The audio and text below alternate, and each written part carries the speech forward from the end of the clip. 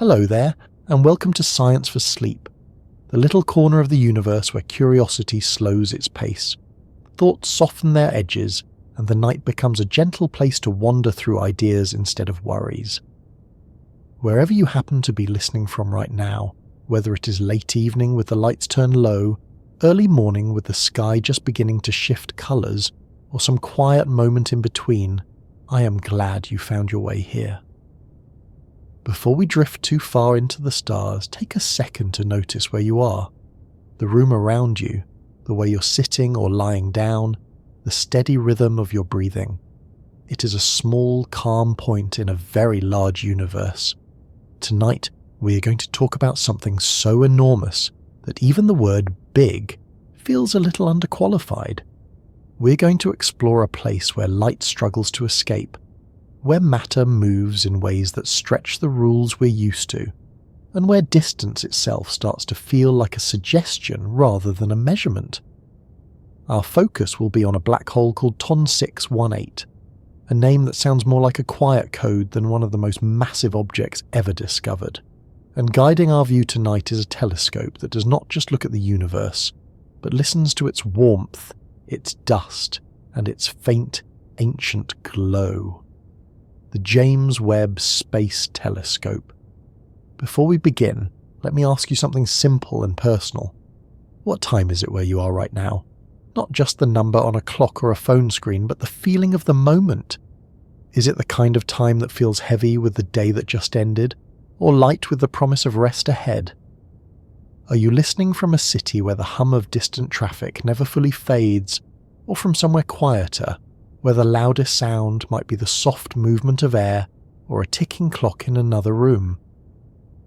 If you find this slow journey through space and science calming, interesting, or just a nice way to let your thoughts settle, you can gently tap the like button or subscribe to this channel. It helps this small, quiet project reach other people who might also be looking for a peaceful way to end their day or begin their night. There is no rush, nothing here is urgent. The universe has been waiting for billions of years. It can wait a little longer for us to get comfortable. So take a slow breath in and let it out without trying to control it. Let your shoulders drop just a bit. We are not going to race through facts or chase dramatic moments. Instead, we're going to ease our way outward from this small, familiar place to a region of space so distant and so extreme that even our best instruments are only just beginning to make sense of it, far beyond the reach of any human spacecraft, past the bright neighbourhoods of nearby stars, past galaxies that appear as faint smudges even in powerful telescopes. There is a point of darkness that does not glow, does not shine, and does not announce itself in the way stars do. It reveals its presence by what it does to everything around it. This is where our story begins. Imagine a region of space that looks, at first glance, like nothing at all. No sparkling points of light, no colourful clouds of gas, no obvious landmarks. Just a quiet, deep patch of darkness set against the faint glow of the distant universe. But this darkness is not empty. It is full of motion, heat, and force so strong that even light, the fastest traveller we know, cannot simply pass through and keep going. This is where TON 618 lives. TON 618 is what astronomers call a supermassive black hole, though even that phrase feels almost casual for something of its scale.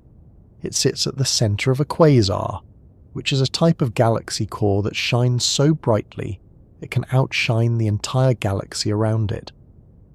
That light does not come from the black hole itself, because black holes do not emit light in the usual way.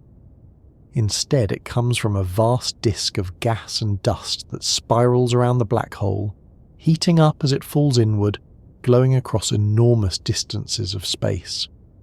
To understand why TON 618 is so special, it helps to step back and think about what a black hole actually is, in simple terms. A black hole forms when a large amount of mass is squeezed into a very small space.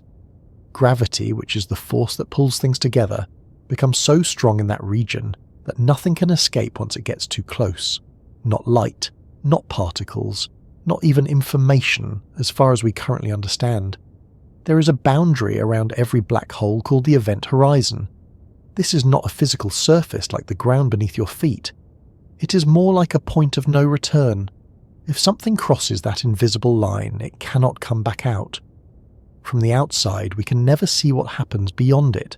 We can only observe the effects on the surrounding space. Most black holes we hear about in everyday science news are created when massive stars collapse at the end of their lives. These are called stellar mass black holes, and they can be several times more massive than our Sun. They are impressive, powerful, and strange. But they are small compared to what sits at the centres of galaxies. Supermassive black holes like TON 618 are in a different category entirely. They can be millions or even billions of times more massive than the Sun. They do not form from a single collapsing star. Their origins are still one of the big open questions in astronomy. Did they grow slowly over time, feeding on gas and stars? Did they form very early in the universe from huge clouds of collapsing matter? Or is the answer a mix of both? TON 618 pushes these questions to their limits. This black hole is estimated to have a mass of about 66 billion times the mass of our Sun. To put that into perspective, if you took every star in our solar system, added them together, and then multiplied that total tens of billions of times, you would start to approach the mass of this single object. Its event horizon, the boundary beyond which nothing returns, is so large that if you placed it at the centre of our solar system, it would extend far beyond the orbit of Neptune. And yet, despite this scale, TON 618 is incredibly far away. The light we see from its quasar has been travelling toward us for more than 10 billion years. That means we're not seeing it as it is now. We're seeing it as it was when the universe was much younger, when galaxies were still forming and growing into the shapes we recognise today. For a long time, astronomers studied TON 618 using telescopes that detect visible light and some forms of infrared. They could measure how fast the gas in its accretion disk was moving, how bright the quasar appeared, and how its light was stretched and shifted by the expansion of the universe. These measurements gave them a rough idea of its mass and size. Even then, it stood out as one of the largest known black holes. But rough ideas are not the same as detailed understanding. This is where the James Webb Space Telescope enters the picture. Unlike earlier space telescopes, which focused mainly on visible and near-infrared light, James Webb is designed to look deeper into the infrared. This allows it to see through dust clouds that would otherwise block our view. It can detect heat signatures from objects that are too cool or too distant to glow brightly in visible light.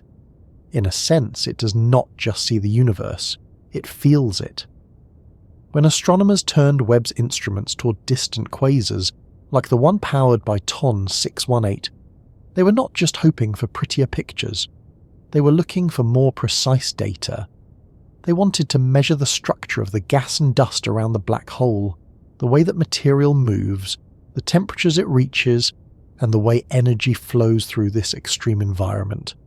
What they found began to refine, and in some ways expand, our sense of scale. One of the challenges in understanding a black hole like TON 618 is that we cannot see the black hole itself. We infer its properties by watching how it affects its surroundings. The faster gas moves, the stronger the gravity must be. The brighter the accretion disk, the more material is falling in and heating up. The shape of the light spectrum tells us about temperature, composition, and motion. Webb's ability to separate different wavelengths of infrared light with high precision allows astronomers to map these regions in more detail than before. They can distinguish between hot, fast-moving gas close to the event horizon and cooler, slower material farther out. They can see how dust is distributed around the quasar and how it absorbs and re-emits energy. This matters because scale is not just about size in kilometers or miles. It is also about layers, structure, and relationships. It is about how far the influence of the black hole extends into its host galaxy. It is about how much energy it pumps into its surroundings. It is about how it might shape the growth of the galaxy itself. As these new observations came in, astronomers began to refine their models of TON 618's environment. The accretion disk appeared even more extended and energetic than earlier data had suggested. The region of space influenced by the black hole's gravity and radiation seemed to reach farther into the surrounding galaxy than expected. This does not mean that the basic mass estimate of TON 618 suddenly doubled or changed dramatically. Science rarely works in sudden leaps like that. Instead, it is more like adjusting the focus on a camera. The object was always enormous, but now its edges, its structure, and its impact are coming into sharper view. To really appreciate what this means, it can help to compare TON 618 to something more familiar. Our Sun is about 1.4 million kilometers across. Light takes about 8 minutes to travel from the Sun to Earth. The distance from the Sun to the edge of our solar system, to a region called the heliopause, is so large that even our fastest spacecraft would take tens of thousands of years to reach it. Now imagine a black hole whose event horizon alone is larger than the entire solar system. Not the region influenced by its gravity, but just the boundary where escape becomes impossible. Around that, imagine a disk of glowing, superheated gas that extends for distances that make our familiar planetary orbits look like small marks on a page. And then imagine that this entire structure is sitting in a galaxy so far away that its light began its journey toward Earth before our planet even existed. This is the scale we're talking about. When James Webb observes such a distant object, it is not just collecting photons, it is collecting history. Every bit of light and heat it detects has travelled across an expanding universe, passing through space that has stretched and changed over billions of years. By the time it reaches Webb's instruments, it carries information about conditions that no longer exist in the same form. This adds another layer to the idea of scale. TON 618 is not just large in space, it is also large in time. It represents an era in the universe's development when supermassive black holes were growing rapidly, when galaxies were colliding and merging, when vast amounts of gas were available to fuel these cosmic engines. One of the questions that naturally arises is how something like TON 618 could have grown so big, so fast. The universe was only a few billion years old when the light we now see from it was emitted. That is not a lot of time, in cosmic terms, to build a black hole tens of billions of times more massive than the Sun. Webb's observations help here as well. By looking at the properties of the surrounding galaxy and the material feeding the black hole, astronomers can estimate how efficiently TON 618 is converting and falling matter into energy. They can look for signs of past mergers with other galaxies or black holes. They can study the chemical composition of the gas, which hints at how many generations of stars lived and died before this quasar reached its current state. All of this feeds into a bigger picture of how structure forms in the universe. There is something quietly humbling about this process. We build instruments with mirrors larger than any launched before. We send them millions of kilometers away from Earth. We cool them to temperatures just above absolute zero. And even then, what we get back are still indirect clues, patterns in light and heat that we have to interpret carefully. TON 618 remains, in many ways, a silhouette. A powerful one, yes, but still a shape defined by what surrounds it, rather than by any direct image of its core. As you let this settle in, you might notice a strange shift in perspective. The things that feel large in everyday life, buildings, mountains, even continents, start to shrink a little in your mind. The span of a human lifetime, which can feel so long when you're in the middle of it, becomes a brief moment compared to the age of the light coming from this distant quasar. This is not meant to make anything feel small in a negative way. It is more like opening a window in a room you've been in for a long time. The room is still there, it still matters, but now you can also see the landscape beyond it. There is a quiet connection here between the technology we build and the curiosity that drives us to use it. James Webb is, in a very real sense, an extension of the same impulse that leads someone to look up at the night sky and wonder what is out there. The difference is that now, that wondering is paired with instruments that can reach across billions of years. For now, though, it is enough to sit with the idea of this distant, powerful presence. A region of space where matter moves in long spiraling paths, heating up, glowing, and finally disappearing past a boundary we cannot cross or see beyond. Somewhere out there, long before life appeared on Earth, gas was falling into this black hole. Light was being released. That light began a journey that would take it across an expanding universe, past forming galaxies, past stars that would live and die, past a small planet that would eventually become home to people who build telescopes and tell stories about what they find. And now, quietly, without any fanfare, that light is being turned into data, images and numbers that help us understand just how vast and layered the universe really is. Somewhere between the numbers on a page and the pictures in our minds, there is a quiet gap where understanding starts to wobble. That is usually where objects like TON 618 live, not because they are hidden, but because they are so far beyond everyday experience that the usual mental tools we use to picture things begin to feel a little inadequate. So instead of trying to grasp it all at once, it helps to move slowly, building a sense of this black hole piece by piece, like walking around a very large structure rather than trying to take it in from a single glance. Let's begin with the name itself. TON 618 does not have a poetic or dramatic title. It does not carry the name of a mythological figure or a sweeping phrase about darkness or infinity. It comes from a catalogue. Specifically, it was first identified in the Tonantzintla Observatory catalogue in Mexico, which is where the TON part comes from, and the number simply marks its place in that list. This plain, almost administrative name hides the fact that what it refers to is one of the most extreme objects ever observed. At first, astronomers did not even know they were looking at a black hole.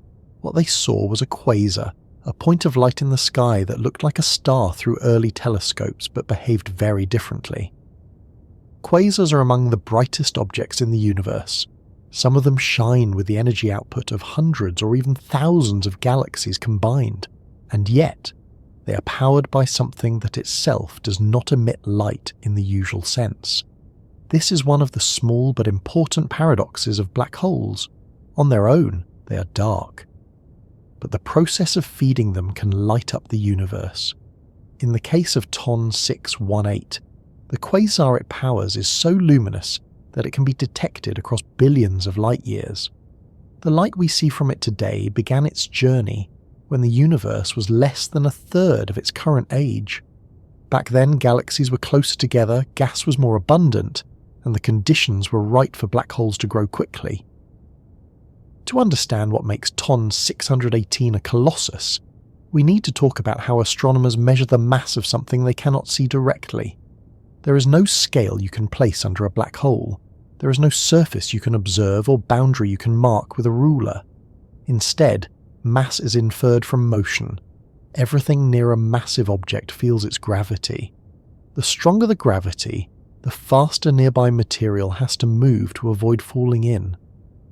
By observing how fast gas and stars are moving around a black hole, astronomers can work backward to calculate how much mass must be pulling on them.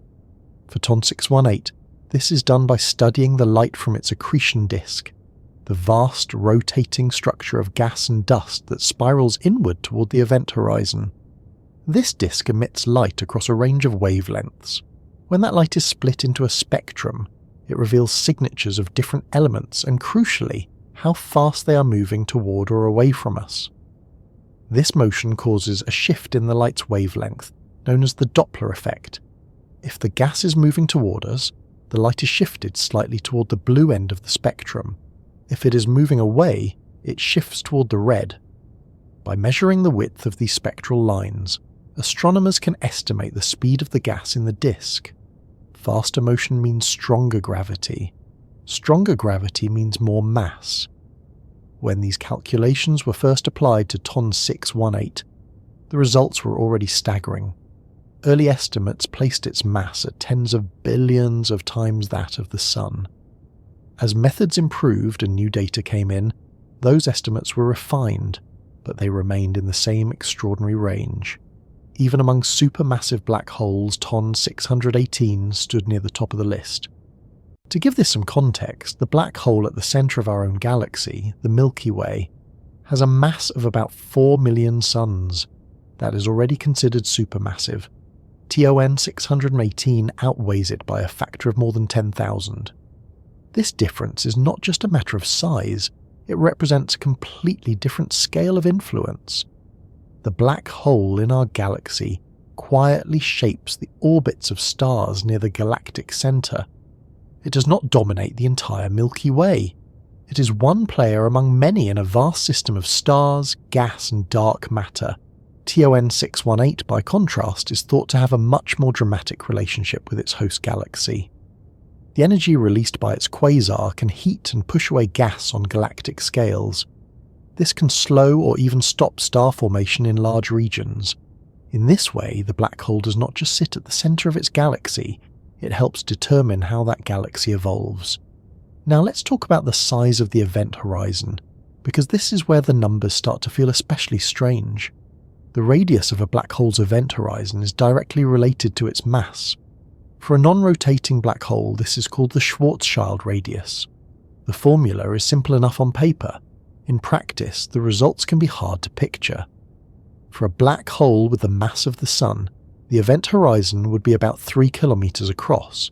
That means you could, in theory, compress the entire Sun into a sphere smaller than a city, and it would become a black hole.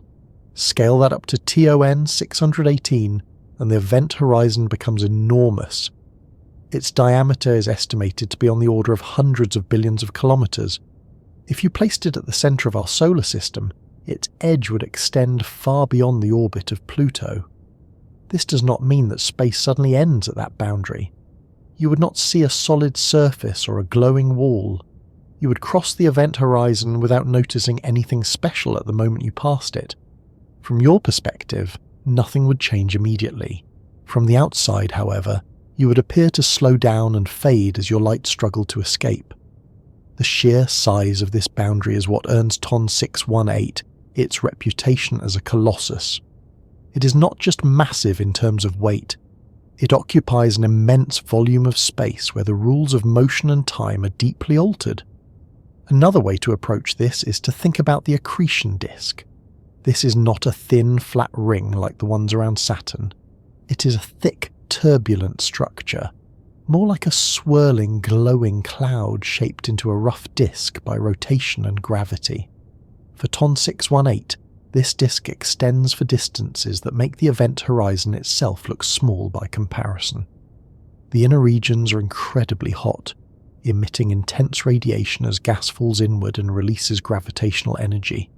Farther out, the disk cools, and dust can survive, re-radiating energy in the infrared. This is one of the reasons the James Webb Space Telescope is so useful for studying such objects. It can detect the infrared glow of this dust, allowing astronomers to map regions of the disk and surrounding structures that were previously hidden. What makes this particularly interesting is that the structure of the disk can tell us something about how the black hole is being fed. Is the gas flowing in smoothly, or is it arriving in clumps? Is the disk stable, or is it warped and disturbed by past interactions with other galaxies or black holes? In the case of TON 618, the environment appears complex and energetic. The quasar's brightness suggests that the black hole is still actively accreting large amounts of material. This means it is not just a relic of the early universe. It is still growing, even now. This raises a quiet but persistent question. How big can a black hole get? There is a theoretical limit to how fast a black hole can grow through steady accretion. If too much material falls in too quickly, the energy released can push away incoming gas, slowing the growth. This is known as the Eddington limit. It acts like a kind of balance point between gravity pulling matter in and radiation pushing it out. TON 618 appears to be close to this limit, which suggests that it has been feeding efficiently for a very long time. To reach its current mass, it would have needed a steady supply of gas over billions of years, or a series of mergers with other massive black holes, or both. Webb's observations help astronomers look for clues about this history. By studying the chemical makeup of the gas around the quasar, they can infer how many generations of stars have lived and died in that region. Heavy elements like carbon, oxygen, and iron are produced in stars and spread through space when those stars explode. A high abundance of these elements suggests a long history of star formation and enrichment. This, in turn, provides a timeline for the galaxy's development and the black hole's growth. It is like reading layers in a rock formation, but instead of stone, the layers are written in light and heat. Another aspect of TON 618's scale is its distance. When we say it is billions of light years away, that is not just a measure of how far its light has travelled. It is also a measure of how much the universe has changed in the meantime. As light travels through space, the space itself is expanding. This stretches the light's wavelength, shifting it toward the red end of the spectrum. This is called redshift. The amount of redshift tells astronomers how fast the universe was expanding when the light was emitted, and, by extension, how far away the source is. TON 618 has a high redshift, which places it in a period of cosmic history when galaxies and black holes were in a phase of rapid growth. Studying objects from this era helps astronomers understand how the large-scale structure of the universe came to be. There is something quietly remarkable about the fact that we can sit in a room on Earth, look at a screen, and see data from an object that existed in a very different version of the universe. The air around us, the planet beneath us, the sun in our sky. None of these were around when the light we are now detecting left, TON 618. This makes the black hole not just a distant object, but a kind of time marker. It is a window into a period of cosmic history that we cannot otherwise visit. As you consider this, it can help to think about how fragile and specific our perspective is. We see the universe from one place, at one time, with a particular set of tools and assumptions. TON 618 does not exist for us as a physical thing we could ever approach or touch. It exists as patterns in data, as curves on graphs, as images built from infrared signals translated into colours we can see. And yet, from these abstractions, we build a picture of something real, massive, and powerful. One of the quieter insights that comes from studying such extreme objects is how connected everything is across scale. The same laws of physics that govern a cup of water swirling in a sink also govern gas spiralling into a black hole billions of times more massive than the Sun. The equations look different on the page because the numbers are so much larger, but the underlying relationships are the same. Gravity pulls, motion responds, energy is released. This continuity is part of what makes science feel grounded, even when it deals with things that feel far removed from everyday life. TON 618 is not a fantasy or a metaphor. It is a physical system, governed by the same principles that keep your feet on the floor and the moon in orbit around Earth. As Webb continues to collect data, astronomers are refining their understanding of how the black hole's mass is distributed and how its surrounding structures behave. There are hints of complex motions in the gas, possibly influenced by interactions with other galaxies in the past. There are signs of powerful outflows, streams of material being pushed away from the quasar by intense radiation. These outflows are another way the black hole makes its presence felt far beyond its immediate neighbourhood. They can carry energy and material into the wider galaxy, shaping the environment where new stars might form. So when we call TON 618 a colossus, we are not just talking about a large object sitting quietly in space. We're talking about a system that operates on multiple scales at once. It has a central region where gravity dominates completely. It has a surrounding disk where matter moves at incredible speeds and temperatures. It has an influence that can extend across an entire galaxy. And all of this is happening in a part of the universe that we can only see, because light, stretched and cooled by billions of years of travel, finally reaches our detectors. There is a subtle shift that can happen when you spend time thinking about something like this. The usual sense of up and down, near and far now and then begins to soften. The idea that an object so distant and so ancient can still affect what we learn and how we think, today creates a kind of quiet continuity between past and present. We are not just observers looking out at a frozen picture of the universe. We are part of an ongoing process of discovery, where each new instrument adds another layer of detail to a story that has been unfolding since long before there were any minds to notice it. How does a telescope in space translate infrared light into estimates of mass, speed, and structure?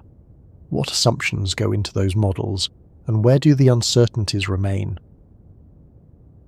There is a point when you start thinking about objects like TON 618, where the mind naturally looks for something familiar to hold on to. A mountain, an ocean, a planet. Something with edges and surfaces and a sense of here and there. That instinct makes sense. Most of what we deal with in everyday life fits into a scale where comparison works. A room is bigger than a chair. A city is bigger than a room. A continent is bigger than a city. The ladder of size feels orderly, but TON 618 does not sit comfortably on that ladder. It does not just occupy a higher rung, it stretches the ladder itself. One of the main reasons this black hole has always been hard to imagine is that it lives in a category of objects that we do not have any direct sensory experience with. You have never seen something that bends space and time in a noticeable way. You have never watched light fail to escape from a region in front of you. Gravity in daily life is gentle and predictable. You drop something, it falls. You jump, you come back down. The idea that gravity can become so strong that even light cannot leave feels less like an extension of that experience, and more like a different rule entirely. So when people hear that TON 618 is tens of billions of times more massive than the Sun, the number itself often floats past without landing. It is technically precise, but emotionally vague. A billion is already an abstract idea for most of us. Tens of billions applied to something we cannot see or touch pushes the concept even farther from intuition. Another layer of difficulty comes from the fact that a black hole is not a thing in the way most objects are things. A star has a surface, even if it is a glowing, turbulent one. A planet has a shape you can draw. A galaxy has arms and a center and a visible structure. A black hole, at least as we understand it, is defined more by a boundary than by a body. The event horizon is not made of material. It is not a shell or a wall. It is a mathematical surface, a point in space where the escape velocity becomes greater than the speed of light. That means that imagining the size of a black hole is not like imagining the size of a ball or a building. It is more like imagining the size of a region where a rule changes. For TON 618, that region is enormous, but it's still just a region. The mass itself is thought to be concentrated in a volume far smaller, possibly compressed into a point according to our current theories. This creates a strange mismatch between what is physically there and what we talk about when we describe its size. In everyday language, size usually refers to how much space something takes up. With black holes, size often refers to the reach of their influence, not the extent of their material.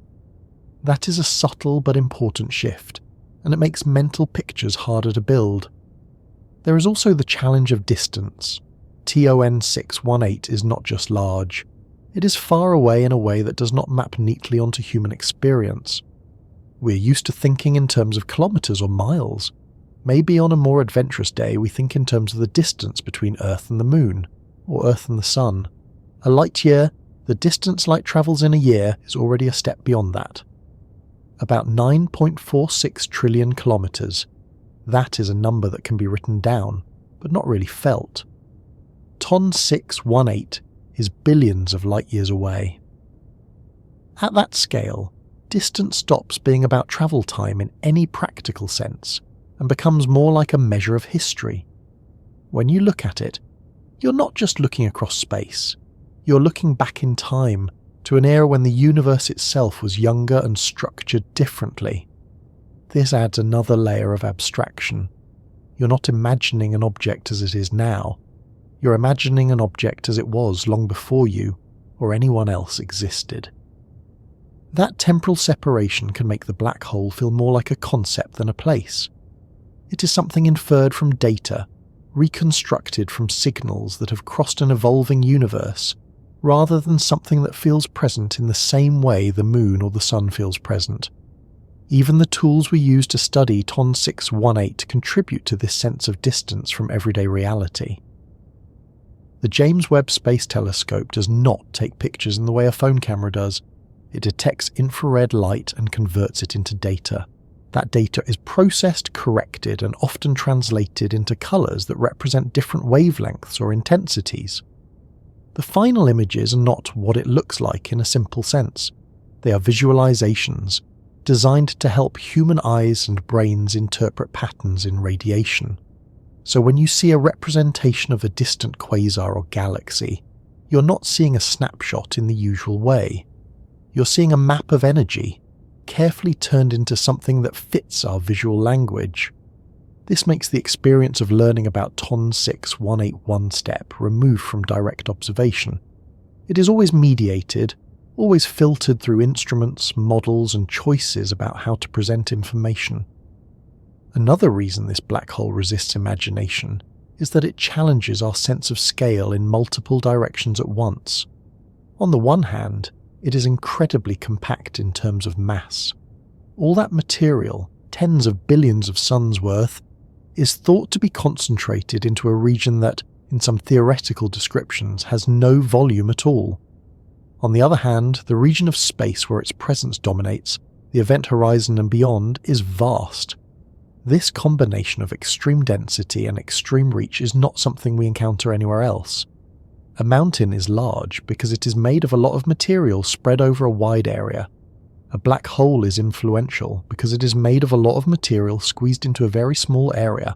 Trying to hold both of those ideas at the same time can feel like trying to imagine something that is both tiny and enormous in the same breath. There is also the issue of behaviour. Objects in everyday life behave in ways that feel consistent. If you push something, it moves. If you heat something, it gets warmer. With black holes, behaviour crosses into a regime where familiar ideas start to bend. Time itself is affected by gravity. Near a massive object like TON 618, time would pass more slowly compared to a region farther away. That is not just a figure of speech. It is a measurable effect, one that has been confirmed on much smaller scales around Earth. Light does not travel in straight lines near a black hole. Its path curves as space itself curves. This means that the black hole can act like a lens, distorting and magnifying the light of objects behind it. These effects are real, but they are not part of everyday intuition. They belong to a layer of reality that we usually only encounter through equations and simulations. So when someone tries to picture TON 618, they are not just picturing a large object. They are trying to picture a region of space where the rules they live by quietly change.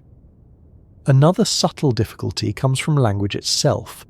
Words like mass, size, and gravity carry everyday meanings that do not quite fit the way those concepts work in extreme astrophysical contexts. Mass in daily life is often associated with weight. You pick something up and you feel how heavy it is. But in space, weight depends on gravity. Mass is about how much matter something contains and how strongly it influences other things through gravity. TON 618's mass does not make it heavy, in the sense that you could feel its weight. There is nothing there to stand on. Its mass shows itself through the motion of gas, the bending of light, and the structure of its host galaxy. Size, as mentioned before, does not refer to a physical body in the usual way. It refers to a boundary in space-time. Even location becomes a bit strange. A black hole is not just sitting in space like a chair in a room. It is part of the structure of space itself. The space around it is shaped by its presence. All of this means that when we talk about TON 618, we're using everyday words to point at ideas that live outside everyday experience. That can make the picture feel fuzzy, no matter how carefully it is described. There is also the challenge of comparison. The human brain is very good at understanding things by comparing them to other things. This is bigger than that. This is farther than this. This is heavier than that. With TON 618, the usual reference points run out quickly.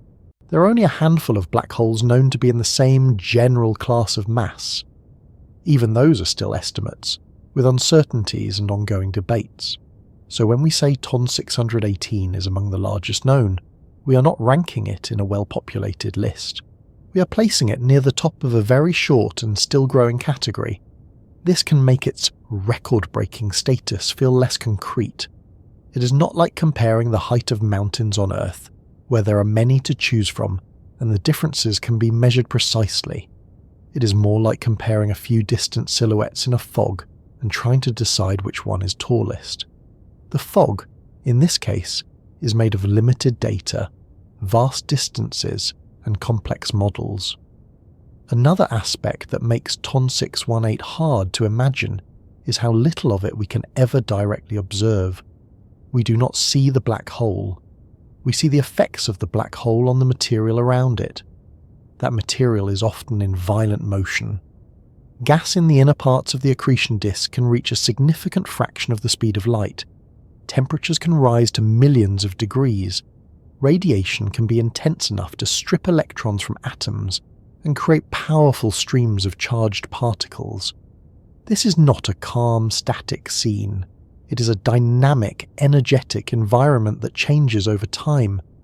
Yet, when we talk about TON 618, we often present it as a single, stable object. That is another simplification that can hide as much as it reveals. The black hole itself may be stable on long timescales, but its surroundings are anything but.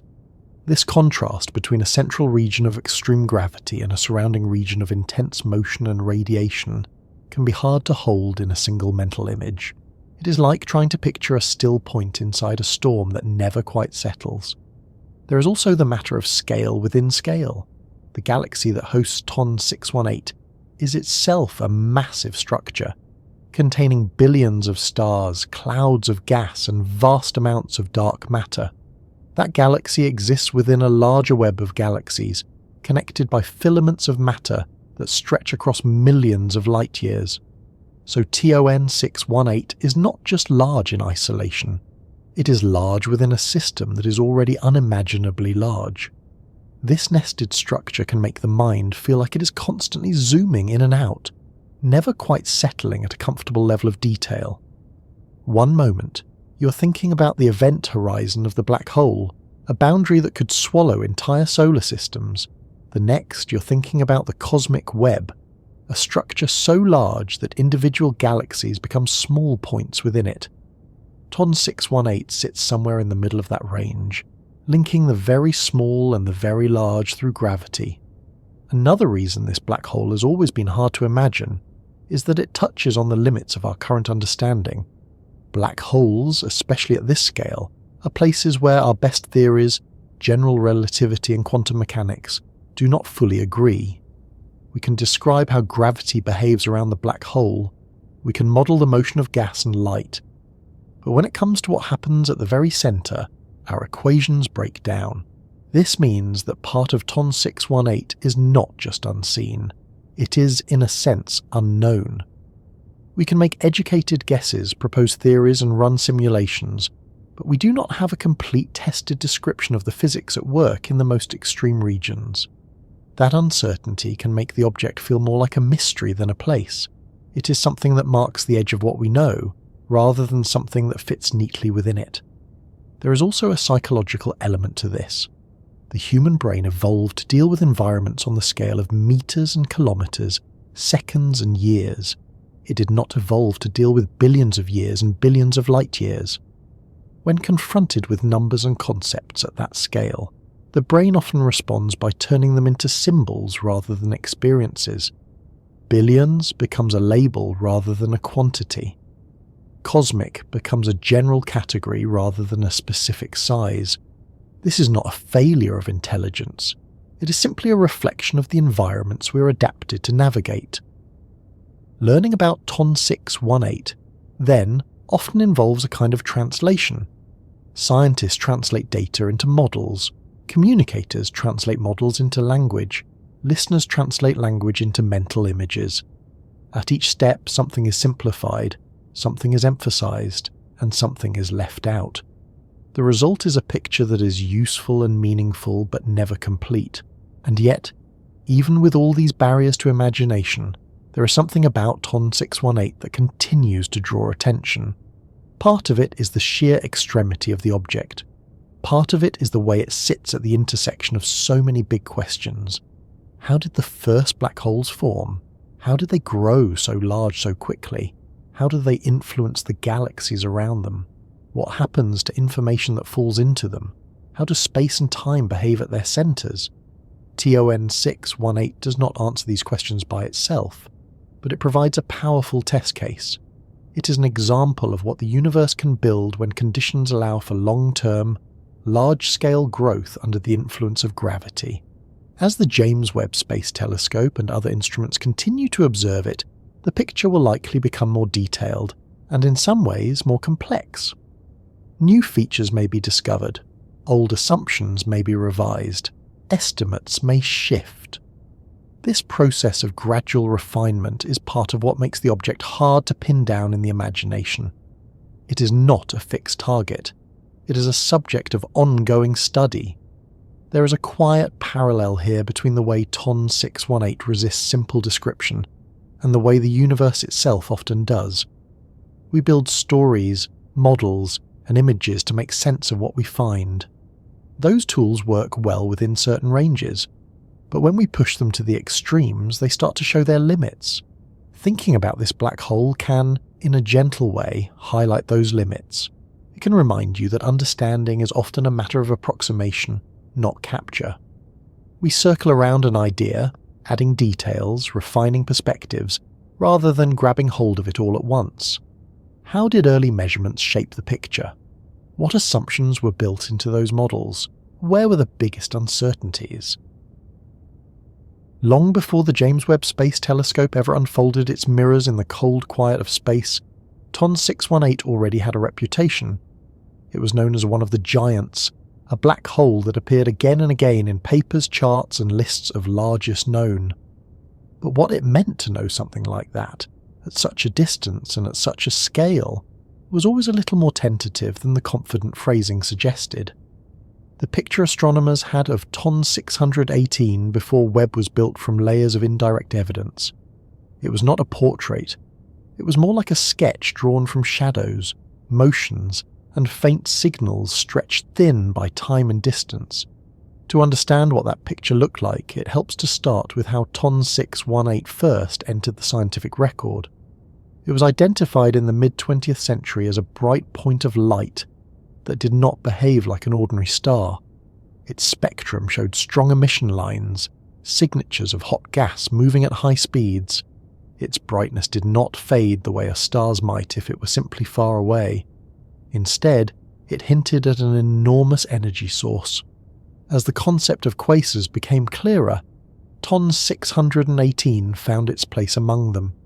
Astronomers realized that these strange, bright objects were not stars at all, but the active centers of distant galaxies, powered by supermassive black holes pulling in vast amounts of material.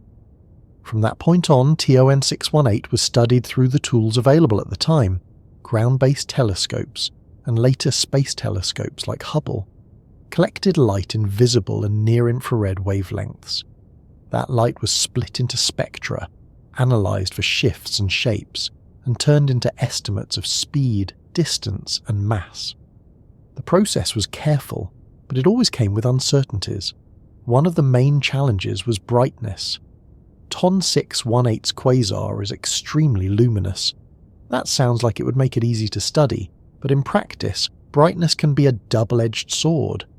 The intense radiation from the inner regions of the accretion disk can overwhelm fainter signals from surrounding structures. It can mask details rather than reveal them. So the early view of TON 618 was dominated by what could be learned from the broad strokes of its light. Astronomers measured how wide the emission lines in its spectrum were. They used those widths to estimate how fast the gas in the accretion disk was moving. From those speeds, they inferred the strength of the gravitational pull at the centre. From that, they calculated the mass. This method, known as reverberation mapping and related techniques, relies on a chain of assumptions. It assumes a certain geometry for the disk. It assumes that the gas is moving in a roughly predictable way. It assumes that the light we see reflects the conditions close to the black hole, rather than being heavily altered by dust and gas farther out. For many objects, these assumptions work reasonably well. For something as extreme as TON 618, they introduce larger margins of error. So even before Webb, there was a range rather than a single precise number attached to its mass. Estimates clustered around the idea that it was tens of billions of times more massive than the Sun, but the exact figure varied from study to study. Despite this uncertainty, one conclusion remained steady. Whatever the precise number, TON 618 was among the most massive black holes known. The early picture of its environment was similarly broad. Astronomers knew it was surrounded by a bright accretion disk, and that this disk was feeding a powerful quasar. They knew that there was dust and gas in the surrounding galaxy, because the light from the quasar was partially absorbed and re-emitted at different wavelengths. But the details of that structure were blurry. Dust in particular was a persistent obstacle. Interstellar dust absorbs visible light and scatters it. This can make regions of a galaxy appear darker, or can hide entire structures from view. Infrared light, which has longer wavelengths, can pass through dust more easily. But earlier infrared instruments did not have the sensitivity or resolution that Webb now provides. So the pre-Webb understanding of TON 618's surroundings was shaped by what could be seen through this dusty veil. Astronomers knew there was more there. They just could not see it clearly. There was also the challenge of resolution. TON 618 is so far away that even powerful telescopes cannot resolve its host galaxy into fine detail. The galaxy appears as a small, faint shape, and the quasar at its centre dominates the light. This meant that studies of the galaxy itself, its size, its structure, and its interaction with the black hole were limited. Researchers could estimate its mass and star formation rate in broad terms, but not map its features the way they can for closer galaxies. So before Webb, TON 618 was often treated as a kind of point source with an enormous gravitational signature, rather than as part of a richly detailed system. Another part of the early picture involved comparison. TON 618 was often discussed alongside other massive black holes discovered in distant quasars. By placing it in a group, astronomers could look for patterns. Did the largest black holes tend to appear at certain distances? Did they share similar properties in their spectra? Did their host galaxies have common features? From these comparisons, a general narrative emerged. In the early universe, black holes grew quickly. There was more gas available. Galaxies collided and merged more often, funneling material toward their centers. This allowed some black holes to reach enormous sizes in a relatively short cosmic time. TON 618 was seen as one of the most extreme examples of this process. But the details of how it fit into that story were still open to debate. Was it a rare outlier, or just the most visible member of a larger population that we had not yet fully detected? Was its growth steady, or did it experience bursts of rapid feeding separated by quieter periods? The data available before Webb could hint at answers, but not settle them. One of the more intriguing questions was how efficient TON 618's accretion process was. The brightness of the quasar suggested that a significant fraction of the energy from infalling matter was being converted into radiation. This efficiency can be influenced by the black hole's spin. A rapidly spinning black hole can, under certain conditions, extract more energy from the accretion process. So there were attempts to estimate the spin of TON 618 based on the shape of its spectrum and the way its brightness varied. These attempts were necessarily indirect and came with large uncertainties, but they added another layer to the picture. TON 618 might not just be massive, It might also be a fast spinner, a kind of cosmic engine operating near its theoretical limits. The variability of the quasar was another piece of the puzzle. Quasars can change in brightness over time as the flow of gas into the black hole fluctuates. By monitoring these changes, astronomers can learn about the structure of the accretion disk and the size of the region where the light is produced. For TON 618, some variability was observed, but the timescales involved were long, partly because of its immense size and partly because of the way time is stretched by the black hole's gravity and the expansion of the universe. This made it harder to use variability as a precise tool for mapping its inner regions.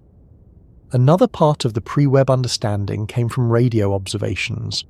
Some quasars produce powerful jets of charged particles that shoot out from their centers at near-light speeds.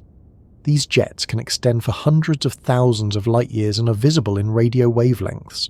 TON 618 does not have especially prominent jets compared to some other quasars, but radio studies still provided information about its broader environment. They hinted at interactions between the quasar's energy output and the surrounding galaxy, such as regions where gas might be heated or pushed away. These observations contributed to the idea that TON 618 was not a passive object. It was actively shaping its host galaxy, even if the exact mechanisms were not fully clear.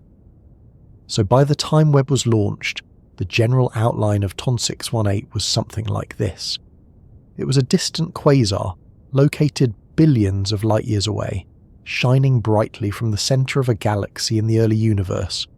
It was powered by a supermassive black hole with a mass on the order of tens of billions of suns. It had a large, energetic accretion disk and was surrounded by dust and gas that absorbed and re-emitted its radiation. Its gravity and energy output likely influenced the evolution of its host galaxy, possibly regulating star formation by heating or expelling gas. This picture was impressive, but it was also broad and in places blurry. It was based on models that worked well in general, but were stretched to their limits by the extreme nature of the object. There were also open questions about the galaxy itself. How massive was it compared to the black hole? In many nearby galaxies, there is a rough correlation between the mass of the central black hole and the mass of the galaxy's bulge. TON 618 appeared to challenge that relationship. Its black hole seemed disproportionately large compared to what was inferred about its host galaxy. This raised the possibility that in the early universe, black holes and galaxies did not always grow in lockstep. Perhaps black holes could outpace their hosts, growing faster than the surrounding stars could form. But again, this conclusion depended on estimates of the galaxy's mass and structure that were themselves uncertain. The dust around TON 618's galaxy also complicated matters. Dust can hide star formation. A galaxy might be forming stars at a high rate, but if much of that activity is buried in dusty regions, it will not show up clearly in visible light. Instead, it will glow in the infrared. Without detailed infrared observations, astronomers could not be sure whether the host galaxy was relatively quiet or actively building new stars behind a veil of dust. This is one of the places where the limitations of pre-Webb instruments were most keenly felt. Infrared telescopes existed, but they did not have the combination of sensitivity and resolution needed to disentangle the different components of such a distant, complex system. So the early understanding of TON 618 was, in many ways, a story of inference. Scientists took what they could measure directly, such as spectral lines and overall brightness, and used theoretical models to fill in the rest. These models were grounded in physics that had been tested in other contexts, but there was always the possibility that something about TON 618 pushed them into a regime where new effects might appear. Another subtle aspect of the pre-Webb picture was how TON 618 was used as a benchmark. Because it was so massive and so luminous, it often served as an example in discussions about the upper limits of black hole growth.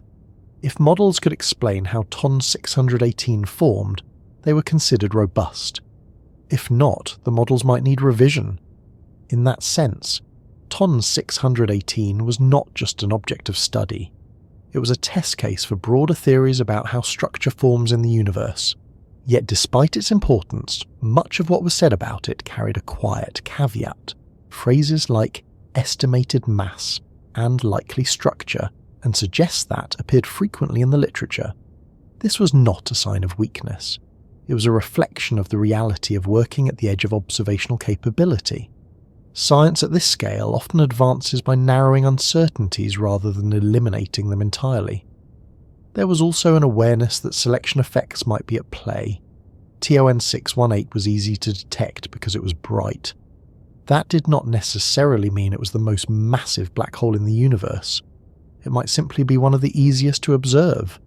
There could be others that were just as large or larger, hidden in dustier or less active galaxies, shining less brightly and therefore escaping detection. So even the title of largest known was understood as provisional. All of this set the stage for what James Webb could offer. Not a complete rewrite of the story, but a chance to fill in some of the missing detail. A chance to see through dust rather than around it. A chance to separate different components of the system rather than blending them into a single, overwhelming glow. Before Webb, TON 618 was already a colossus in the data. It was a powerful point of reference for discussions about black hole growth, galaxy evolution, and the early universe. But it was also, in a sense, a silhouette. A massive shape defined by its outline rather than by its internal structure. The anticipation around Webb was built on the hope that this silhouette could be given more depth, that the environment around the black hole could be mapped more clearly, that the relationship between the quasar and its host galaxy could be understood in more detail. What happens when you can see the infrared glow of dust that once blocked your view? What happens when you can measure temperatures, compositions and motions in regions that were previously hidden? When the James Webb Space Telescope finally began its work, it did not arrive with a dramatic countdown aimed at any single object. There was no moment where a switch was flipped and suddenly the universe became clearer all at once. Instead, there was a careful, methodical process. Instruments were tested, mirrors were aligned, temperatures were stabilized. Every system was checked and rechecked, because this telescope was not orbiting close enough for anyone to adjust it by hand. It was parked far beyond the Moon, at a gravitational balance point where Earth and the Sun gently tug in opposite directions, allowing Webb to stay in a stable position while it quietly looks outward. From that distant vantage point, it began to collect a different kind of light than most telescopes before it. Visible light, the kind our eyes see, is only a small slice of the full spectrum of radiation that fills the universe. Infrared light, which has longer wavelengths, carries information about cooler objects and regions hidden behind dust. It is the glow of warmth rather than the shine of brightness. Webb was designed to be especially sensitive to this part of the spectrum, and that design choice shapes everything it observes. For something like TON 618, this makes a profound difference. Before Webb, astronomers were often working around obstacles. Dust in the host galaxy and in the space between galaxies absorbs and scatters visible light. This can dim, distort, or completely hide structures. Quasars, which are already extremely bright, can overwhelm nearby features in images, making it hard to separate what belongs to the black hole's immediate environment and what belongs to the larger galaxy. Infrared light changes that balance. It can pass through dust more easily. It can reveal cooler regions that do not stand out in visible light. It can show the glow of material that has absorbed energy from the quasar and re-emitted it at longer wavelengths. So when Webb began observing distant quasars, including the one powered by TON 618, it was not just taking sharper pictures, it was opening a new window into how these systems are built. The process starts with collecting photons, tiny packets of energy that have travelled across billions of years of expanding space. These photons hit Webb's large, gold-coated mirror and are focused onto its instruments. Each instrument is tuned to analyse different parts of the infrared spectrum, splitting the incoming light into fine slices of wavelength. This is not done for aesthetic reasons. Each slice carries specific information.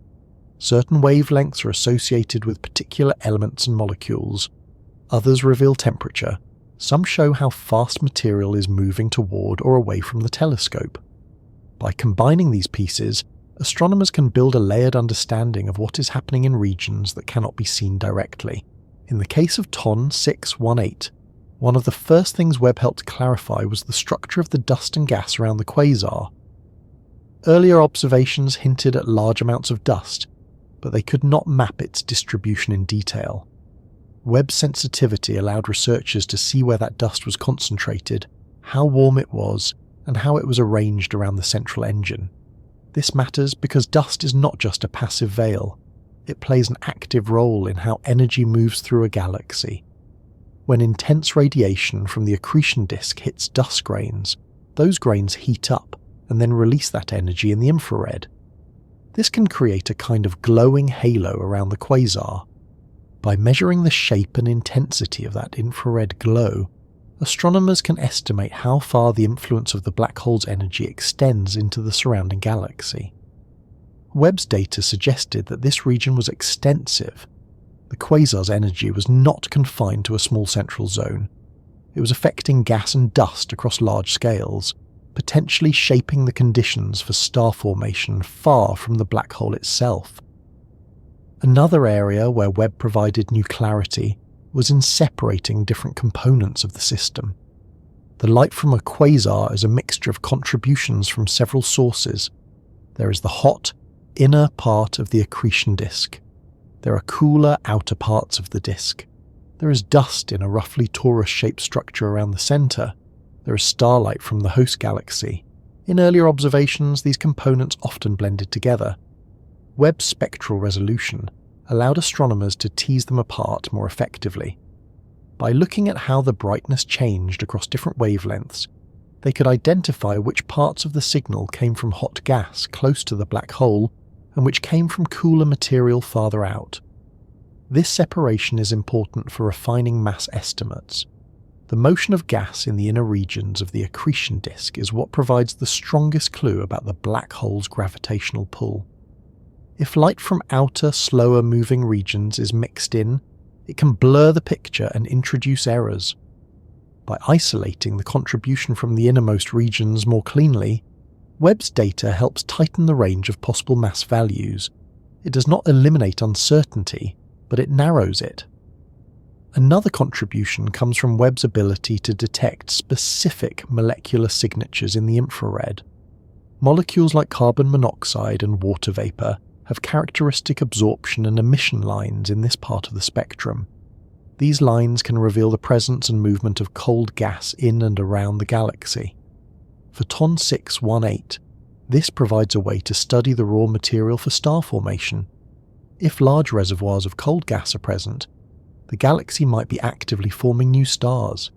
If that gas is being heated or pushed away by the quasar's energy, star formation might be suppressed. Webb's observations suggest a complex balance. There are signs of significant amounts of gas, but also evidence that powerful radiation and outflows from the central region are influencing how that gas is distributed. This feeds into a broader question about the relationship between supermassive black holes and their host galaxies. For years, astronomers have debated whether black holes primarily respond to the growth of their galaxies, or whether they actively regulate that growth. In nearby galaxies, there is a rough correlation between the mass of the central black hole and the mass of the galaxy's bulge. This suggests some form of coevolution. But in the early universe, and especially for extreme objects like TON 618, that relationship may not hold as neatly. Webb's ability to measure the properties of the host galaxy in the infrared helps address this. By detecting the light from older stars and the glow of dust heated by young stars, astronomers can estimate the galaxy's total mass and its star formation rate more accurately than before. Early results indicate that the black hole in TON 618's galaxy may indeed be unusually massive compared to the galaxy itself. This strengthens the idea that, at least in some cases, black holes can grow faster than their hosts. Another subtle but important contribution from Webb comes from its ability to measure the shape of the quasar's spectrum in fine detail. The spectrum is not just a series of lines and peaks. It has a continuum, a smooth background of light that reflects the overall temperature and structure of the emitting regions. By modelling this continuum, astronomers can estimate how much material is falling into the black hole and how efficiently that process is converting mass into energy. This efficiency is linked to the black hole's spin and the geometry of the accretion disk. Webb's data allows for more precise modelling of these factors. In the case of TON 618, the quasar appears to be operating near the upper limits of what theory predicts for steady accretion. That suggests a system that has been feeding consistently and effectively for a long time. The telescope also helps in studying the motion of material not just in the disk but in outflows. Many quasars drive winds, streams of gas that are pushed away from the central region by radiation pressure or magnetic forces. These winds can carry significant amounts of mass and energy into the surrounding galaxy. In the infrared, Webb can detect signatures of these outflows in the absorption lines of certain molecules and ions. By measuring how these lines are shifted, astronomers can determine how fast the gas is moving and in which direction. For TON 618, there is evidence of powerful outflows that extend far beyond the immediate vicinity of the black hole. These outflows are another way the quasar can influence the evolution of its host galaxy, potentially clearing out gas that would otherwise form new stars. All of this adds up to a picture that is more detailed but also more complex than what existed before. Rather than a simple model of a massive black hole sitting at the centre of a galaxy and shining brightly, Webb reveals a layered system. There is a central region of extreme gravity and high-speed motion. Around it is a thick, structured disk of gas and dust. Beyond that are regions where radiation and winds interact with the wider galaxy, shaping its future. This complexity is part of what makes the idea of lifting the cosmic curtain feel appropriate. The curtain is not removed in one motion. It is drawn back gradually, revealing one layer at a time. Another aspect of Webb's contribution is its ability to observe similar systems at different stages of cosmic history. By building a sample of distant quasars and studying them in the same way, astronomers can look for trends. Do black holes of a certain size tend to appear at certain times in the universe's history? Do their host galaxies share common features? Does the balance between black hole growth and star formation change over time? TON 618 becomes one point in this larger pattern. It is an extreme point, but it is still part of a broader population. This comparative approach helps put its scale into context. It shows not just how large TON 618 is, but how it fits into the distribution of black hole sizes across the universe. Webb's sensitivity also allows for the detection of fainter companions, small galaxies or streams of material that might be interacting with the main host galaxy. These interactions can provide fuel for the black hole, funneling gas inward through gravitational disturbances. In some systems, Webb has revealed signs of past mergers, where two galaxies collided and combined. These events can dramatically reshape a galaxy and drive bursts of black hole growth. For TON 618, evidence of such interactions would help explain how it acquired so much mass. While the data is still being analysed, the ability to look for these faint features is a new capability that did not exist at this level before. There is also a temporal aspect to Webb's observations that is easy to overlook. Because it's looking so far back in time, each quasar observed is effectively a snapshot of a different era in the universe's development. By comparing TON 618 to other quasars at slightly different redshifts, astronomers can build a timeline of how these systems evolve. This can show, for example, whether the most massive black holes tend to appear earlier or later in cosmic history, and how their growth rates change. This broader view helps turn TON 618 from a standalone curiosity into a data point in a much larger story about how structure forms and changes on the larger scales. All of this, however, still rests on interpretation. Webb provides more detailed and more reliable data, but the step from data to understanding still involves models and assumptions. For example, converting infrared brightness into a star formation rate requires assumptions about how dust and gas are distributed and how efficiently stars form from that gas. Estimating black hole mass from spectral lines still involves assumptions about the geometry and motion of the accretion disk. What Webb does is reduce the number of unknowns. It allows astronomers to test their assumptions more directly, to check whether a model that works for one wavelength also works for another. This process of cross-checking is one of the quiet strengths of modern astronomy. No single observation stands alone. Each new set of data is compared against existing models, and those models are adjusted or replaced as needed. So when we talk about Webb lifting a curtain, it is not a one-time reveal. It is an ongoing process of refinement. There is something fitting about the way this mirrors the subject itself. TON 618 is not a static object.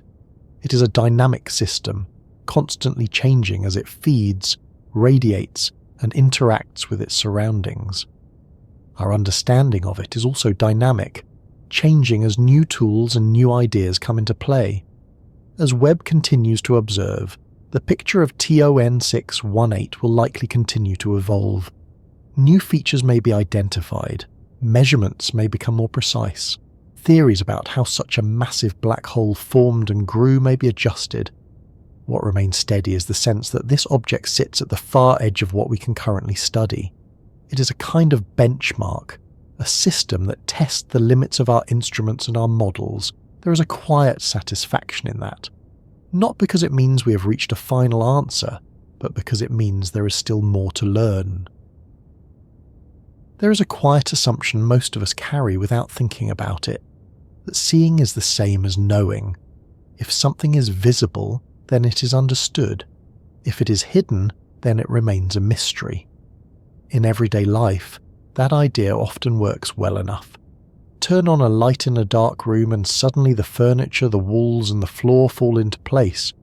You can move without bumping into things. You feel oriented. But when it comes to the deep universe, light does not always play the role of a helpful guide. Sometimes it gets in the way. Sometimes it hides more than it reveals. And sometimes the most important information is carried not by the light we see, but by the faint warmth and subtle motion that exist beyond the reach of our eyes. This is where the story of TON 618 and the James Webb Space Telescope takes a particularly interesting turn. Before Webb, much of what astronomers knew about distant quasars came from visible and near-infrared light. That light is powerful, especially from something as bright as a quasar, but it is also selective. It tends to highlight the hottest, most energetic regions and wash out the quieter, cooler ones. It also struggles to pass through dust, which is abundant in galaxies, especially those that are actively forming stars or feeding a central black hole. So the picture that emerged was often one of extremes: bright cores, sharp spectral lines, a general sense of mass and distance, but the more subtle features, the slow-moving gas, the cooler dust, the broad faint structures that connect the black hole to the rest of the galaxy, were harder to detect. Infrared observation changes that balance. Heat, even at relatively low temperatures, produces infrared radiation. Dust grains warmed by nearby stars or by the intense energy of a quasar glow in the infrared. Cold gas clouds absorb energy and re-emit it at these longer wavelengths. Motion leaves its mark as well, shifting the wavelengths of specific molecular signatures in ways that can be measured with careful instruments. Webb was built to take advantage of all of this.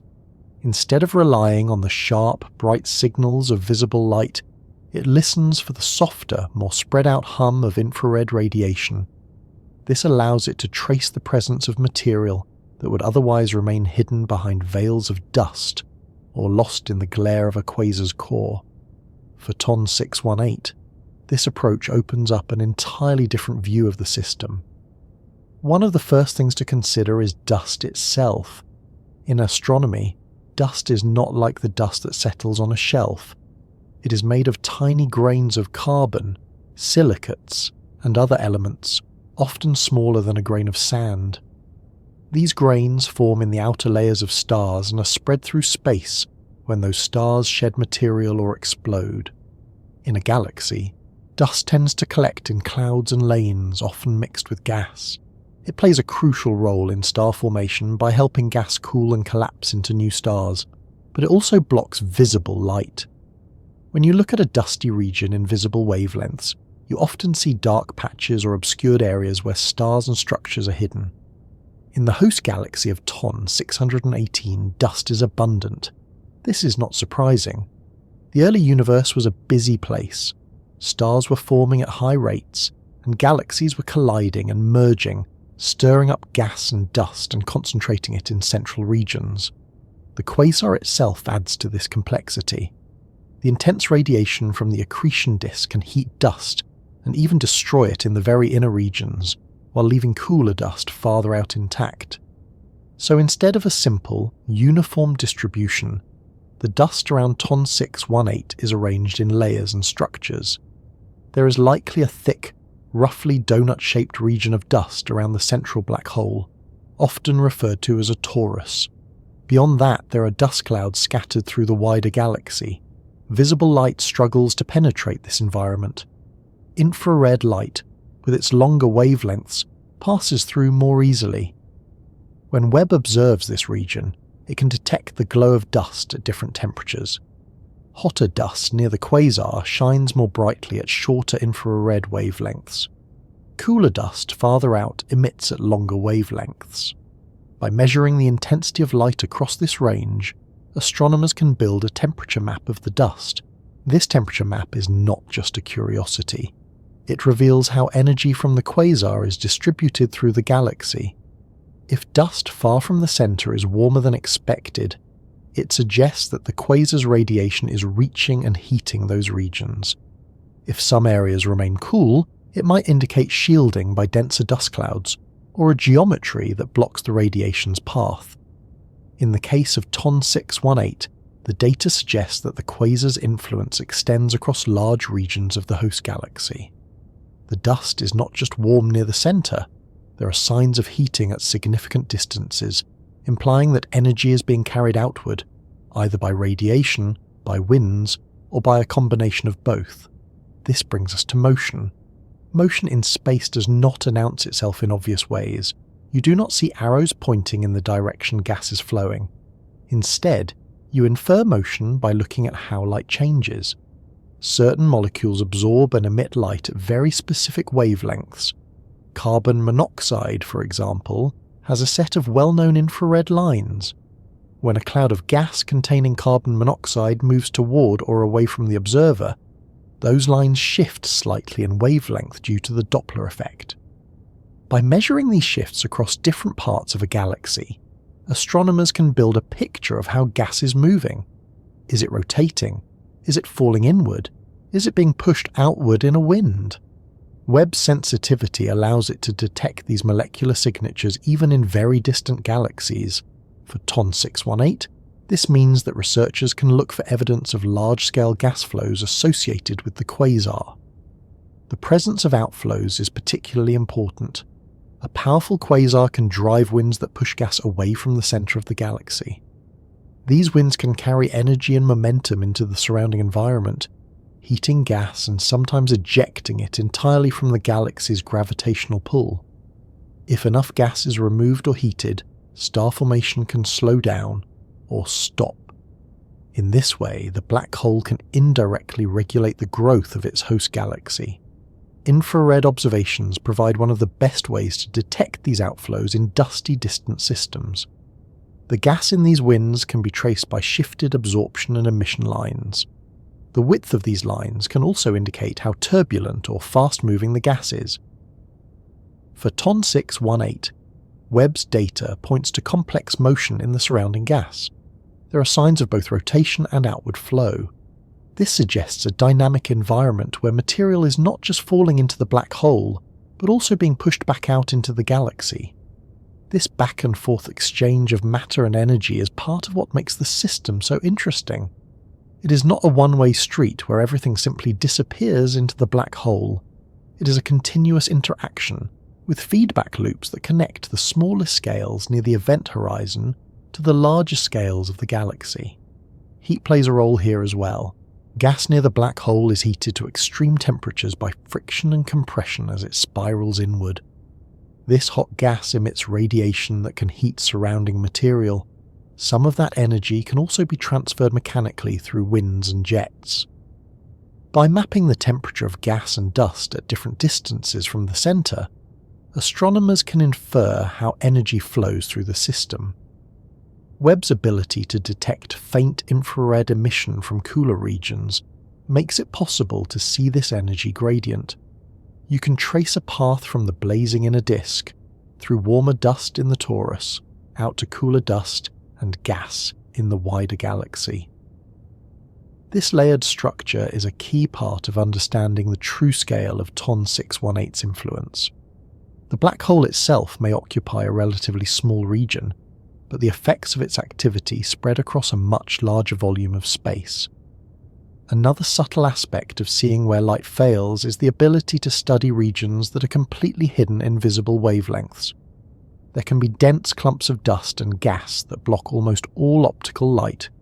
In visible images, these appear as dark patches or are simply invisible. In the infrared, these same regions can glow softly, revealing their presence and shape. For the host galaxy of TON 618, this means that Webb can provide a more complete census of its structure. Features that were previously guessed at can now be observed directly. This helps refine estimates of the galaxy's mass and size. It also helps in mapping the distribution of star-forming regions. Young stars are often born in dusty environments. Their light is absorbed by dust and re-emitted in the infrared. By detecting this re-emitted light, Webb can identify areas of active star formation that might otherwise be missed. This is particularly relevant for understanding how the black hole and the galaxy interact. If star formation is happening in some regions but not others, it can hint at where the quasar's influence is strongest. For example, if regions close to the centre show little sign of star formation while outer regions remain active, it suggests that the black hole's energy is suppressing star formation nearby, but not farther out. This kind of spatial pattern is hard to detect without infrared data. Another layer of information comes from the way dust grains themselves respond to their environment. The composition and size of dust grains can change depending on temperature, radiation, and the history of star formation in a region. Different types of dust emit infrared light in slightly different ways. By analysing the shape of the infrared spectrum, astronomers can infer what kinds of dust are present. For TON 618, this can provide clues about the chemical enrichment of the galaxy. Heavy elements are produced in stars and spread through space when those stars die. The presence of certain dust features suggests that multiple generations of stars have already lived and died in this system, enriching the environment with complex materials. This adds another temporal dimension to the picture. Not only are we seeing TON 618 as it was billions of years ago, but we're also seeing evidence of an even earlier history of star formation within its galaxy. Motion, heat, and dust together create a kind of three-dimensional map of the system. Motion tells you how material is moving, heat tells you where energy is being deposited, dust tells you where material is concentrated and how light and energy are being filtered. Webb's role is to gather these signals with enough precision and sensitivity that they can be combined into a coherent picture. This is not a simple process. Each measurement comes with uncertainties. Spectral lines can overlap. Dust emission can be confused with starlight. Motion along the line of sight can be mixed with motion in the plane of the sky. So astronomers use models to interpret the data. They simulate how gas and dust should behave in different scenarios and compare those simulations to what Webb observes. When a model matches the data well, it becomes a candidate explanation for what is happening in the real system. This process of modelling and comparison is ongoing. It is part of what makes the picture of TON 618 evolve over time rather than settle into a final form. There is something quietly fitting about the idea that to understand a black hole, an object defined by darkness, we rely so heavily on heat, Not the blinding heat of a star's surface, but the subtle warmth of dust grains and gas clouds, glowing just enough in the infrared to tell their story. It is a reminder that in the universe, absence and presence are often intertwined. The black hole itself is invisible, but its presence is written into the temperature of dust, the motion of gas, and the structure of an entire galaxy. As you let this settle in, you might notice how different this way of seeing is from everyday experience. We're used to sharp outlines, clear edges, and direct views. The universe, especially at this scale and distance, offers something softer and more layered. Signals overlap, structures blur. Meaning is extracted through careful analysis rather than immediate recognition. This does not make the picture less real. It simply makes it more subtle. Looking at TON 618 through Webb's infrared eyes is like listening to a distant city at night. You do not see individual people or buildings clearly. You hear a low, continuous hum, punctuated by occasional sharper sounds. From that you infer the presence of streets, movement, and activity. In the same way, astronomers listen to the hum of infrared radiation from dust and gas and infer the presence of flows, structures, and interactions on a scale that cannot be directly imaged in detail. This listening, rather than seeing, is part of what makes the process feel different. It is a slower, more interpretive way of engaging with the data. As Webb continues to observe TON 618 and similar systems, this map of heat, dust, and motion will become more detailed. New features may be identified, the shapes of outflows may be traced more clearly, the distribution of star-forming regions may be refined. Each of these additions helps build a more complete sense of how this enormous black hole fits into the life of its galaxy. And as that picture grows, the idea of scale takes on a new form.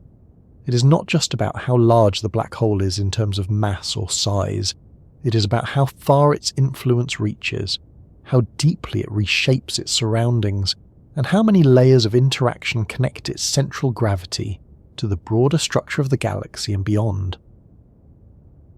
Somewhere between the idea of a simple circle and the reality of a constantly shifting storm, the accretion disk around TON 618 takes shape. Calling it a disk is useful, but it can also be misleading. The word suggests something flat, calm, and neatly arranged, like a vinyl record or the surface of a quiet lake. What actually exists around this black hole is closer to a vast three-dimensional region of motion, heat, and pressure, where matter does not settle so much as it negotiates, moment by moment, with gravity. To understand why this structure defies intuition, it helps to start with something familiar. Imagine water swirling down a drain. Far from the centre, the motion is slow and gentle. You can see leaves or small bits of debris drifting along wide, lazy curves. As you move close to the drain, the water speeds up. The paths tighten. The motion becomes more focused and more forceful. At the very centre, everything disappears into a narrow opening. This analogy works only up to a point. Around TON 618, there is no solid surface beneath the flow, no simple hole at the centre. There is instead a region of space where gravity becomes so strong that the usual rules of motion change, and the material involved is not water, but gas and dust heated to temperatures that can strip atoms apart and turn matter into a glowing plasma. The accretion disk begins far from the event horizon, in regions where gas from the host galaxy starts to feel the pull of the black hole more strongly than the pull of the surrounding stars and dark matter. This gas does not fall straight in. It almost never does. Instead, it carries angular momentum, a kind of built-in sideways motion. Because of that, it begins to orbit. As more gas arrives, these orbits begin to flatten into a broad, rotating structure.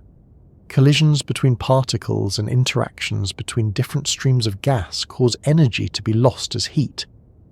That loss of energy allows the material to slowly spiral inward, moving from larger orbits to smaller ones over time. In a system like TON 618, this process is happening on an enormous scale.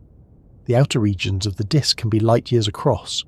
That means the distance from the far edge of the disk to the centre is comparable to the distance between stars in our own galaxy.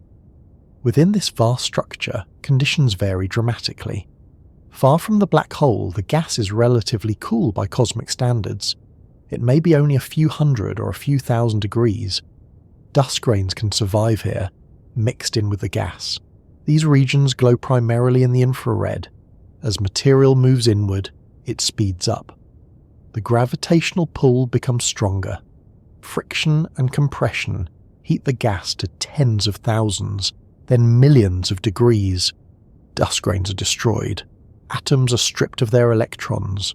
The gas becomes a plasma, emitting light across a wide range of wavelengths, including visible light and even X-rays.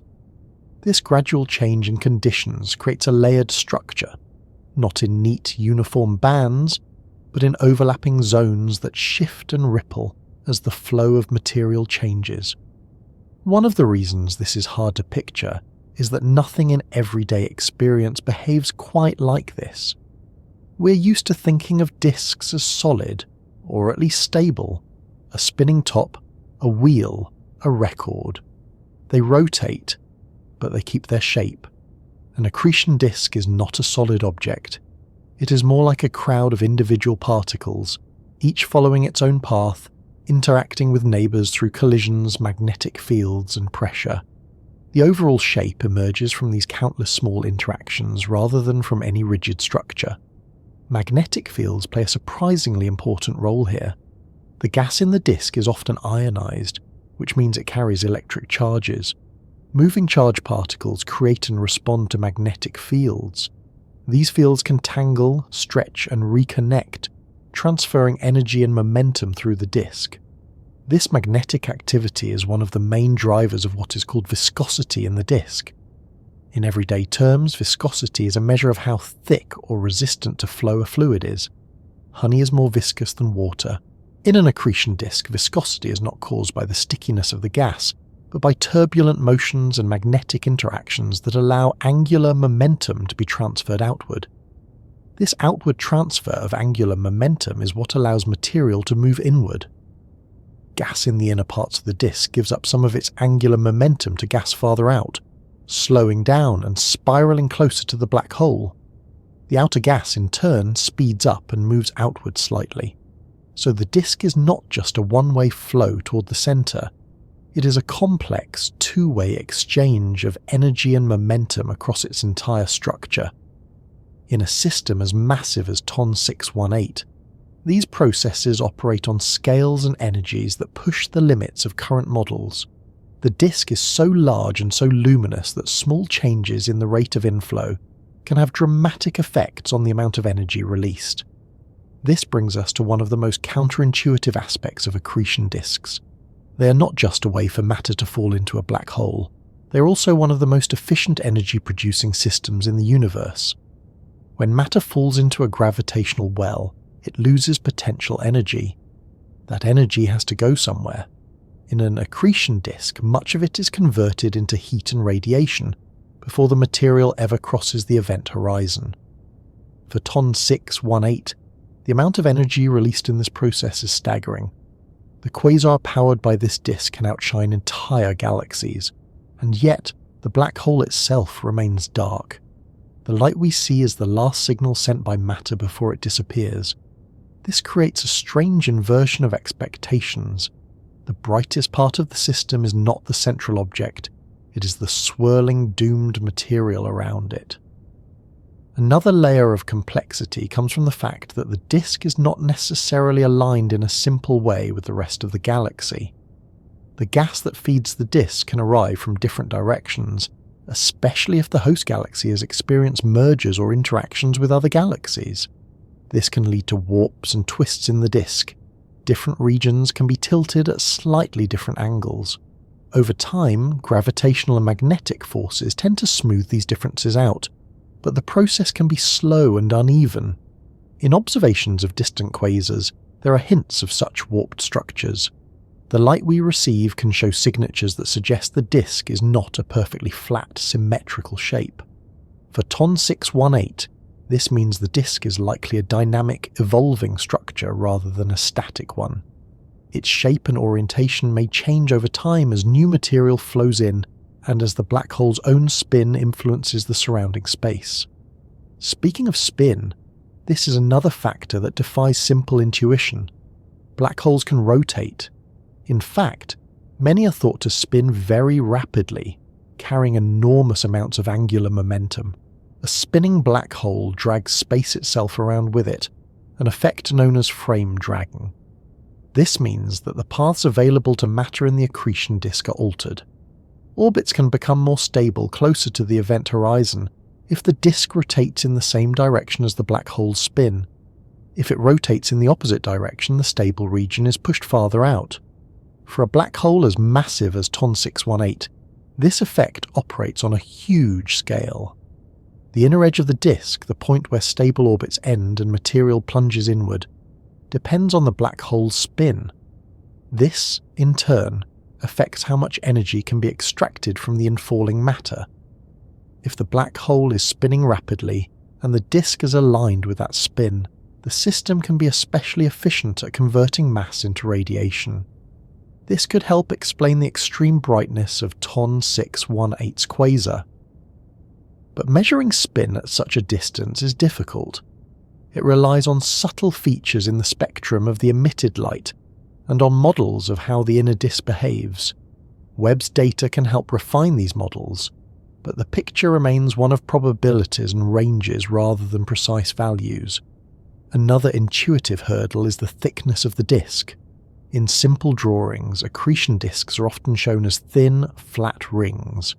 In reality, especially for very luminous quasars, the disk can be quite thick.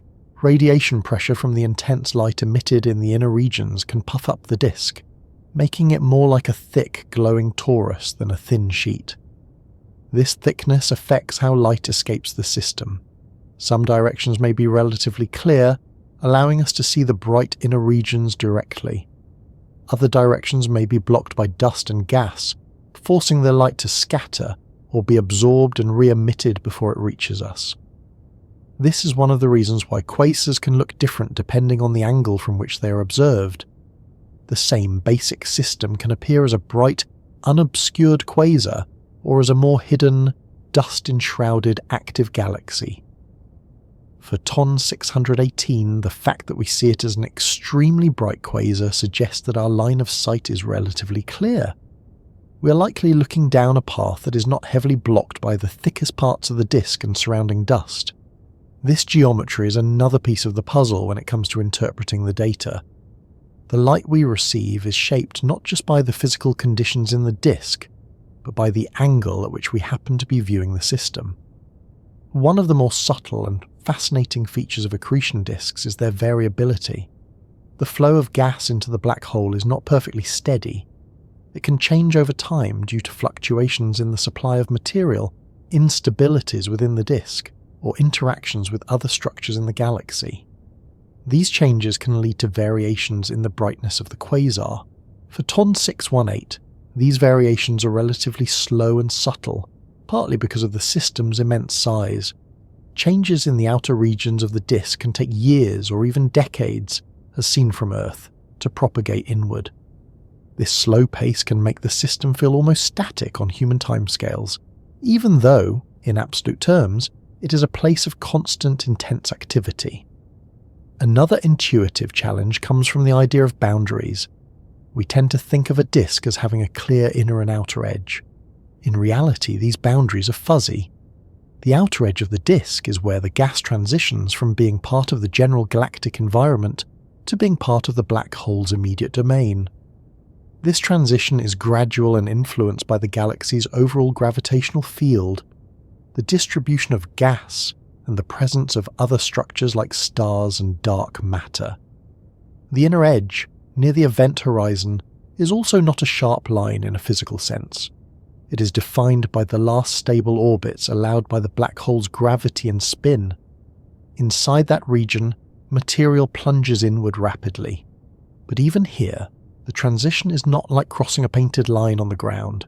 It is a region where the nature of motion changes. Thinking about these fuzzy boundaries can make the disk feel less like an object and more like a process. It is not something you could point to and say, here it begins and here it ends. It is something that emerges from the continuous interaction between gravity, motion, and energy. This process-oriented view is another reason the disk defies simple mental pictures. We are more comfortable with things than with flows. There is also a scale mismatch that can be hard to reconcile. On the smallest scales, near the event horizon, conditions are extreme. Space and time are strongly curved. Matter moves at a significant fraction of the speed of light. On the larger scales, in the outer disk and the surrounding galaxy, conditions are more familiar. Gas clouds drift. Stars form and die. Gravity still matters, but it operates in ways that fit more easily into everyday intuition. The disk connects these two regimes. It is a bridge between the relativistic and the classical, the extreme and the ordinary. This bridging role makes it especially interesting scientifically, because it is one of the few places where we can study how these different physical domains interact. For TON 618, this bridge is longer and more massive than in almost any other known system. That makes it a valuable laboratory for testing theories about accretion, magnetism, radiation, and gravity. And yet, for all its scientific importance, the disk remains something we cannot directly see in detail. Even with Webb's capabilities, we're still working with indirect signals, integrated over vast distances and complex structures. The images and spectra we obtain are like long exposure photographs of a city at night, taken from very far away. You can see the glow of lights, the general layout of streets, the brighter clusters of activity, but you cannot see individual people or cars. This distance from the details is part of what keeps the disk in the realm of the abstract. We know it is there. We can describe its properties. We can model its behavior, but we cannot experience it in any direct way. As you think about this, there is a quiet contrast between the simplicity of the word disk and the richness of what it actually represents. It is not a shape so much as a system, a place where gravity, motion, heat, and magnetism are in constant conversation. And in the case of TON 618, that conversation is taking place on a scale that stretches across light years and over time scales that reach back into the early history of the universe. How do you talk about distances, masses, and energies when they no longer fit comfortably into familiar categories? There comes a moment, usually quietly, when a number stops behaving like a number and starts behaving like a symbol. It still has digits. It can still be written down, compared, placed into an equation. But somewhere along the way, it slips free from the part of the mind that connects quantities to experience. It becomes something you recognize rather than something you feel. This happens to most of us with words like million or billion. We learn their definitions in school. We know intellectually what they represent. But if you were asked to imagine a million of anything, a million grains of sand, a million seconds, a million steps, the image quickly dissolves into a vague sense of a lot. With TON 618, this effect is not just present, it is unavoidable. When astronomers say this black hole has a mass of around 66 billion suns, they are offering a precise figure based on careful measurement and modelling. That number is meaningful within the language of physics. It tells you how strong the gravity is. It tells you how fast gas must move to stay in orbit. It tells you how much energy can be released as matter falls inward. But for the human imagination, 66 billion suns does not land in the same way that a mountain or an ocean does. There is no built-in mental picture for that scale. One of the reasons numbers start to lose their grip at this level is that we rarely encounter large quantities in a continuous way. Most of our counting is done in small sets. We count steps, minutes, people in a room, pages in a book.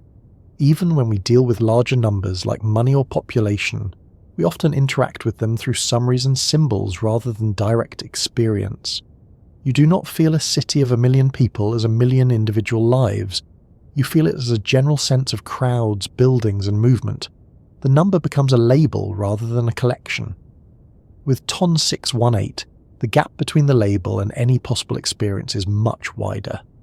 Let's take time as an example because it is something everyone interacts with every day.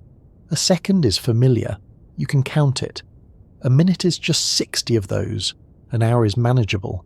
A day has a rhythm you know well. A year is already a stretch. You remember seasons, holidays, changes. 10 years feels like a distinct chapter of life. 100 years pushes beyond most personal memory. It becomes historical. Now consider 1,000,000 years. That is long enough for entire species to rise and disappear. 1,000,000,000 years is long enough for continents to shift, oceans to open and close, and the sun itself to change noticeably in brightness. TON 618 is so far away that the light we see from it today has been travelling for over 10 billion years. That means when that light left, the Earth was not yet a finished planet. Life, if it existed at all, was limited to simple forms in the oceans. This time scale is part of what makes the numbers around TON 618 feel unreal. They do not just exceed personal experience, they exceed the experience of humanity as a whole. Distance works in a similar way. A metre is a step, a kilometre is a walk or a drive. 1,000 kilometres is a journey across a country. 1,000,000 kilometres is already a space scale. It is the distance to the moon and back, more than twice. 1,000,000,000 kilometres takes you beyond the orbit of Saturn. A light year, nearly 10 trillion kilometres, is a distance so large that it only really makes sense in terms of how long light takes to cross it, rather than how far it is in space. Now multiply that by billions. TON 618 is not just far, it is far in a way that makes the idea of travel meaningless. There is no practical sense in which you could imagine going there, even in thought. It exists at a remove that is more like a different layer of reality than a different location. Mass, time, distance, energy. All of these numbers pile up around TON 618 until they form a kind of wall. Not a wall that blocks understanding, but one that changes the way understanding has to work. At this point, comparison becomes one of the few tools left. Astronomers often compare the mass of black holes to the mass of the sun because the sun is a familiar reference point. It is something you see in the sky. It warms your planet. It defines your day. But even that comparison starts to break down when the multiplier reaches into the tens of billions. You can say this black hole is as massive as 66 billion suns, but that does not give you a sense of weight or presence. It gives you a sense of repetition. The sun, over and over again, in a stack so tall you cannot see the top. Sometimes people try to bring these numbers closer by converting them into everyday terms. For example, you might hear that the event horizon of TON 618 is so large that it could swallow the entire solar system and still have room to spare. This helps a little. It ties the black hole's size to something you have a mental map of. You know where the planets are roughly. You can imagine their orbits. But even here, the comparison has limits. The solar system itself is mostly empty space. The distances between planets are vast. Saying something could swallow it whole still leaves a lot of room for interpretation. Another common technique is to use time-based analogies. For example, if you count one number per second, it would take you about 31 years to reach 1 billion. To count to 66 billion at that rate would take more than 2,000 years. This kind of comparison can make the scale feel more grounded. It connects the number to a human activity, counting, and a human time frame, a lifetime or several lifetimes. But even then, the connection is indirect. You're not experiencing the number. You're experiencing the idea of a very long task. The reason these techniques struggle is that our brains are not built to represent large quantities as continuous experiences. We rely on categories: small, medium, large, very large. Beyond that, things tend to collapse into a single mental box labelled huge. TON 618 lives firmly in that last box. There is also a subtle emotional component to this. Numbers at this scale can feel oddly neutral. A mountain can feel imposing. An ocean can feel vast and powerful. A storm can feel threatening. But 66 billion does not carry a built-in emotional tone. It is impressive, but in a detached way. It does not trigger the same kind of physical response. This is part of why scientific images and narratives often focus on visual or dynamic aspects rather than raw numbers. A picture of a swirling galaxy or a glowing quasar can evoke a sense of motion and energy that a list of measurements cannot. Webb's observations of TON 618 help in this regard. They add texture to the numbers.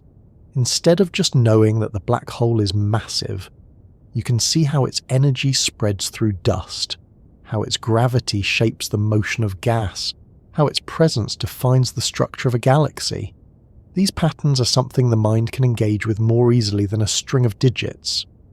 Another reason numbers start to feel unreal in this context is that they often represent averages or estimates rather than direct measurements. When astronomers say TON 618 has a mass of about 66 billion suns, that figure comes with an uncertainty. It might be somewhat more, it might be somewhat less. The exact number depends on models of how gas moves, how light is emitted, and how the geometry of the system is arranged. These models are grounded in physics, but they are still simplifications of a complex reality. So the number is not a single, fixed truth. It is a best estimate within a range. This can make it feel even more abstract. You're not just dealing with a large number. You're dealing with a large number that could shift as understanding improves. The same is true for distances, temperatures, and energies. Each value is a marker in a landscape of possibility rather than a final point. There is a kind of quiet honesty in this. It reflects the way science actually works. Knowledge is not a set of perfect answers. It is a process of narrowing down what is likely.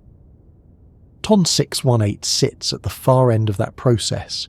It is so distant and so extreme that every measurement pushes the limits of what instruments and models can do. This does not make the numbers meaningless. It makes them part of an ongoing conversation. Another aspect of scale that can make numbers feel unreal is the way different quantities interact.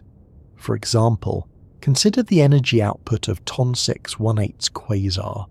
It can be on the order of trillions of times the luminosity of the Sun. That number alone is hard to grasp.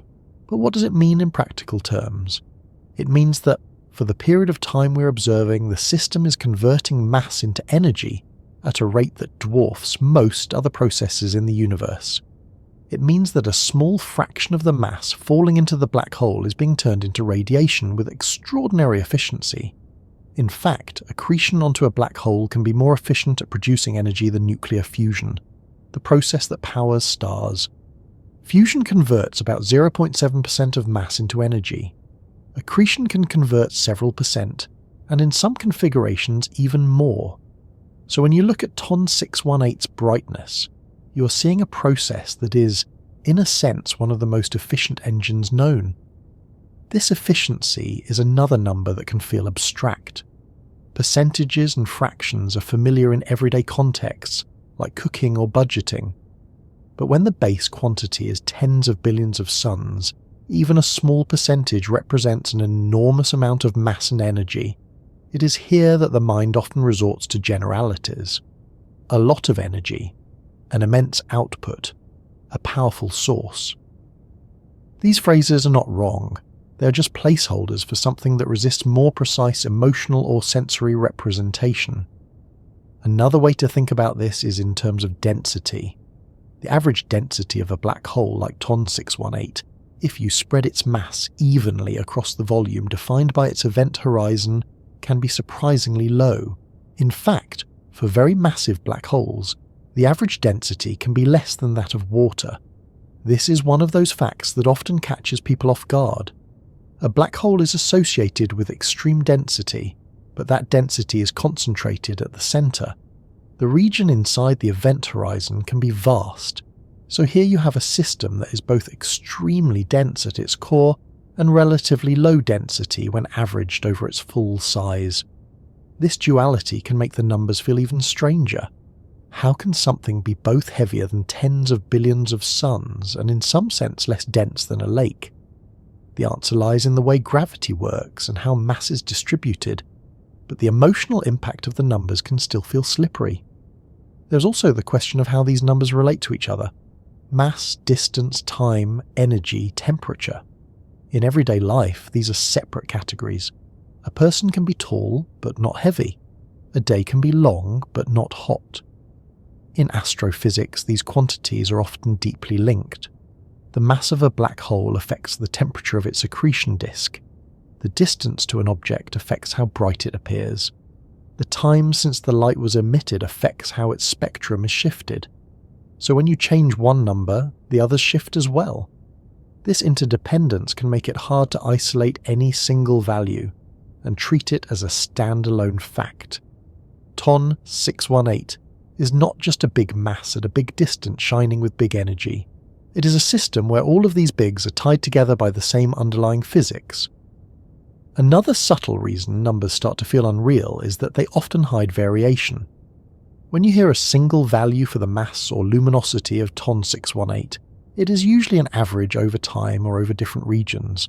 In reality, the system is not uniform. Different parts of the accretion disk have different temperatures. Different streams of gas move at different speeds. The brightness can fluctuate. So the number you hear is a summary, not a snapshot. This is true in many areas of science, but at this scale, the gap between the summary and the underlying complexity can be especially wide.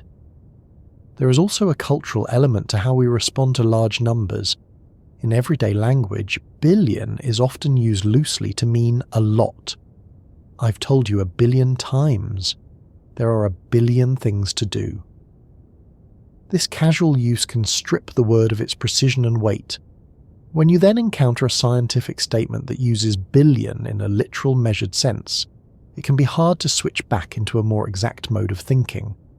So when you hear 66 billion suns, part of your brain might file it under very many rather than a specific calculated quantity. This is not a failure of understanding, it is a reflection of how language and culture shape perception. Scientists are aware of this gap, which is why they often use multiple ways of describing the same scale. They provide numbers, but they also provide comparisons, visualizations, and stories. The goal is not just to inform, but to help the listener build some kind of mental framework, even if that framework is approximate. With TON 618, that framework might look like this. Imagine a region of space where the central object outweighs most of what surrounds it, where gas moves so fast and gets so hot that it glows across the universe, where the influence of a single gravitational source can shape an entire galaxy. This is not a precise picture, but it is a functional one. There is a quiet acceptance that comes with working at this scale. You do not expect to fully get it in a visceral way. You accept that understanding will be partial, mediated by models and metaphors. This acceptance can actually be a relief. It takes the pressure off. You do not have to force your mind to hold all the numbers at once. You can let them sit in the background as markers, while you focus on the patterns and relationships they describe. In a way, this mirrors how scientists themselves work. They rely on equations and data, but they also rely on intuition about how systems behave. They look for trends, correlations, and anomalies rather than memorizing individual values. TON 618 becomes interesting not just because it is 66 billion of something, but because it sits at the edge of known distributions. It challenges models of growth. It tests ideas about how black holes and galaxies evolve together. So the numbers become part of a story rather than the story itself. There is also a deeper, quieter effect of encountering numbers like these. They can shift perspective. When you spend time thinking about billions of years and billions of suns, the scale of everyday concerns can change, even if only slightly. A missed bus or a delayed email starts to feel like a very local event in a very large universe. This is not about minimizing human experience. It is about placing it within a broader context. TON 618 is a reminder that the universe operates on scales that are far beyond our own, and yet, through careful observation and thought, we can still reach out and learn something about them. How does TON 618 stack up against other massive black holes? What does it look like when placed alongside the biggest objects we know? There is a quiet satisfaction in lining things up side by side. It is one of the oldest ways humans have made sense of the world. This stone is heavier than that one. This tree is taller than the one beside it. This river is wider than the stream that feeds into it. Comparison turns abstract ideas into relationships. It gives shape to scale. When it comes to TON 618, comparison is almost a necessity, because on its own, it floats in a realm of numbers and distances that feel detached from everyday experience. Putting it next to other black holes, other galaxies, and other cosmic structures gives the mind something to hold on to. It turns enormous into a kind of map. A natural place to start is close to home. At the centre of the Milky Way is a black hole known as Sagittarius, a star. It has been studied in detail for decades. Astronomers have tracked the orbits of stars whipping around it, watched gas clouds stretch and tear under its gravity, and even produced an image of its shadow using a network of radio telescopes spread across the Earth. Sagittarius A star has a mass of about 4 million times that of the Sun. That number is already impressive. 4 million suns packed into a region of space smaller than the orbit of Mercury. It shapes the motion of stars in the galactic centre and anchors the structure of the Milky Way in subtle but real ways. Now place TON 618 next to that. TON 618 outweighs Sagittarius A star by a factor of more than 10,000. If Sagittarius A star were the mass of a single coin, TON 618 would be the mass of a small truck. Not just bigger, but in a completely different category of presence. This difference shows up not only in mass, but in influence. Sagittarius A star affects the orbits of stars within a few light years. Beyond that, the combined gravity of the galaxy's stars and dark matter takes over. TON 618, by contrast, sits at the centre of a quasar whose energy output can shape conditions across an entire galaxy.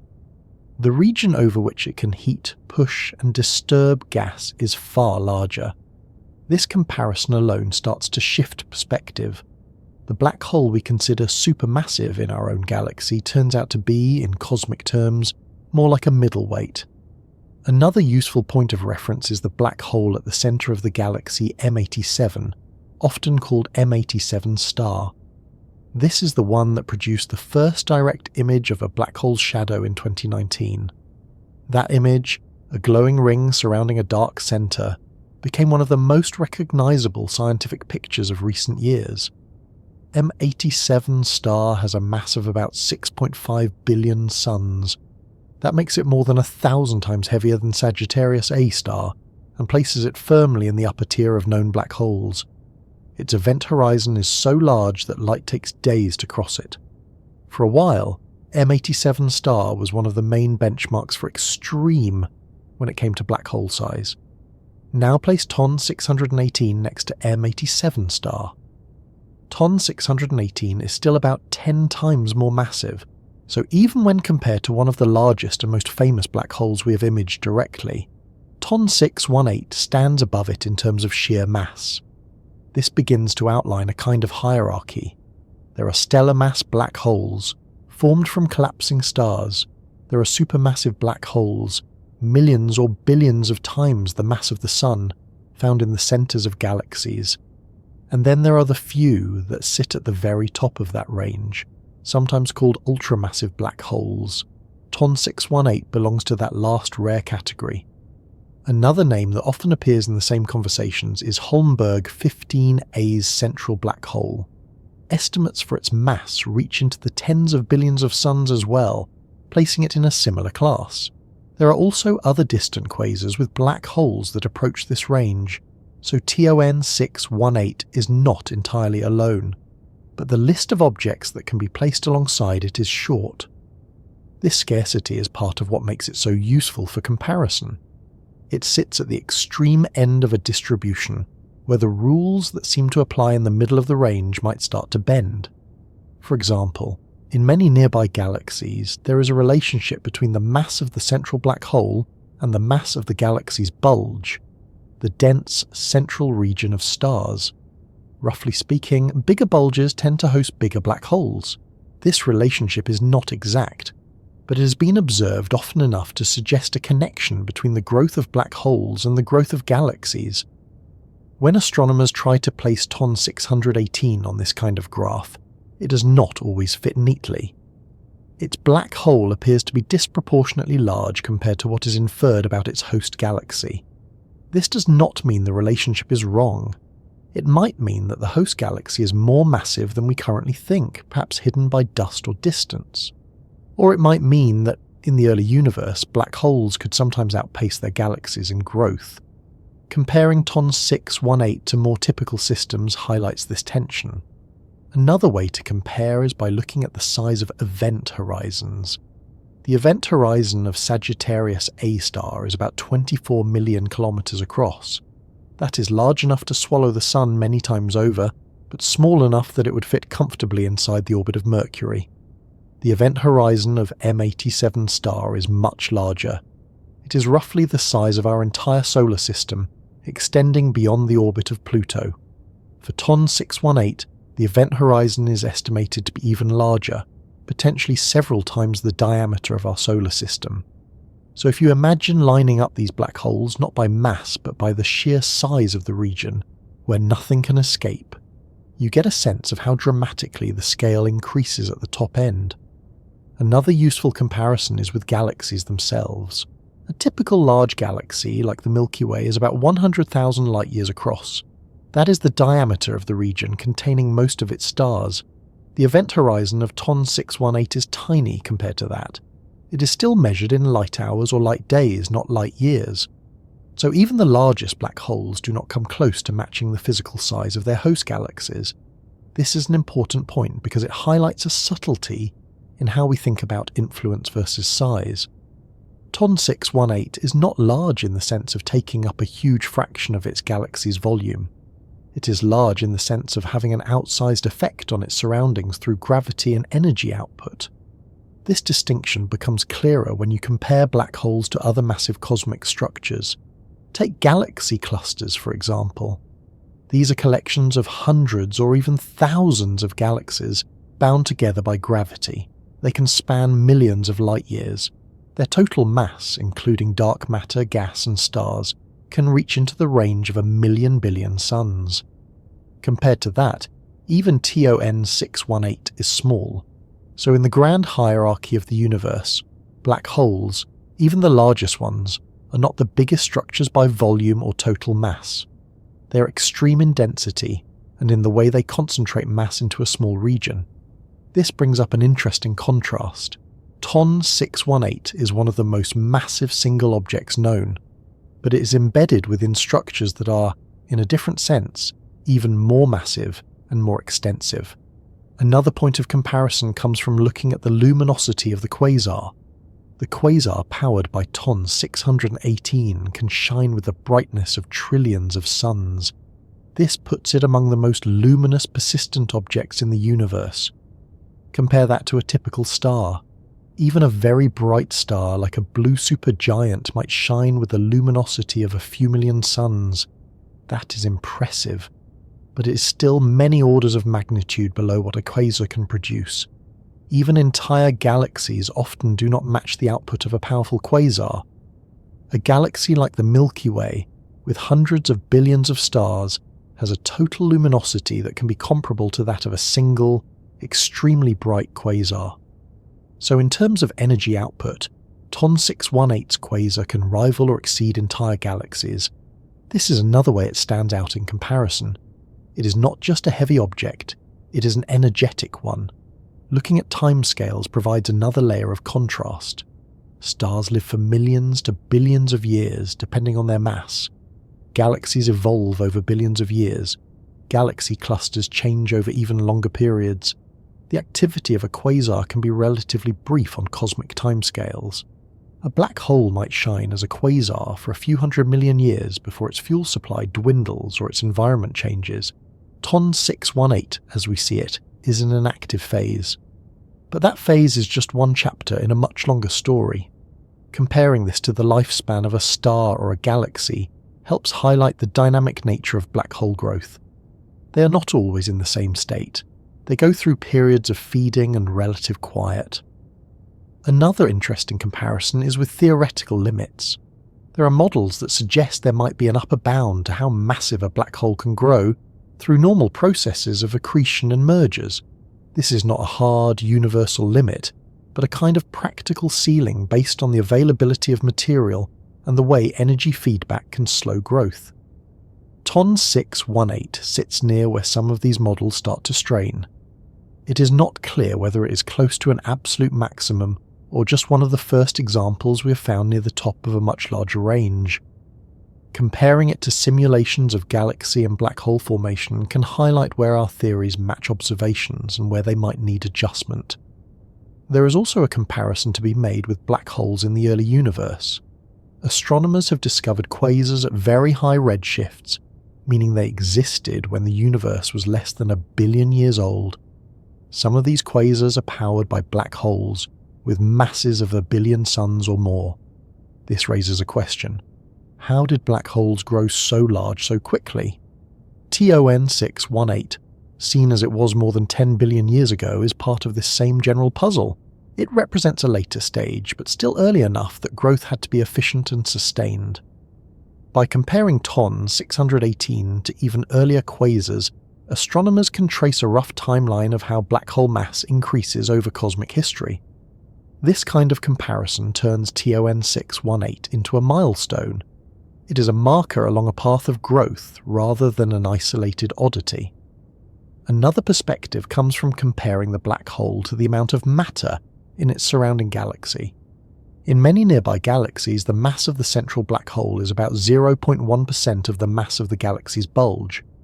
This is a rough rule of thumb, not a strict law. If TON 618 followed this same pattern, its host galaxy would have to be extraordinarily massive, far larger than what is currently inferred from observations.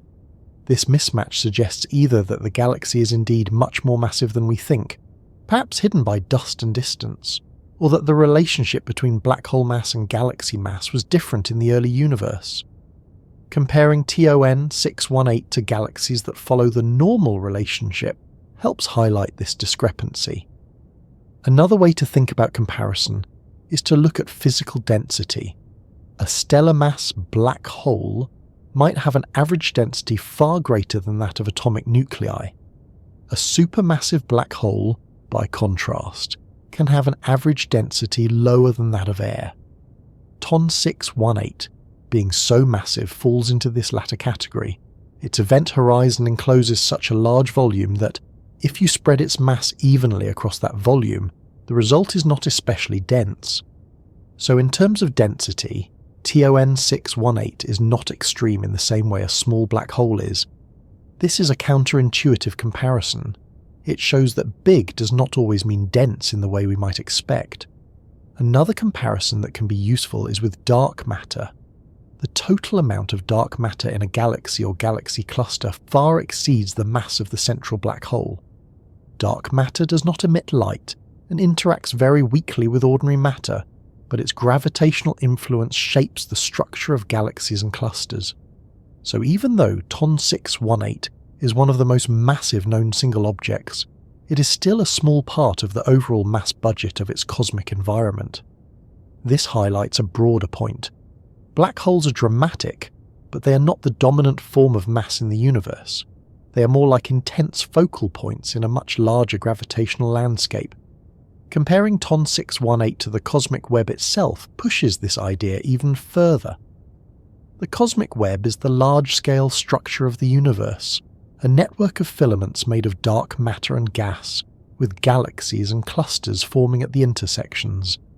This structure spans billions of light-years. TON 618 is a tiny point within this web, so when we compare across the full range of cosmic structures, from planets to stars to black holes to galaxies to clusters to the cosmic web. TON 618 occupies a very specific niche. It is an extreme example of mass concentration, not an extreme example of spatial extent.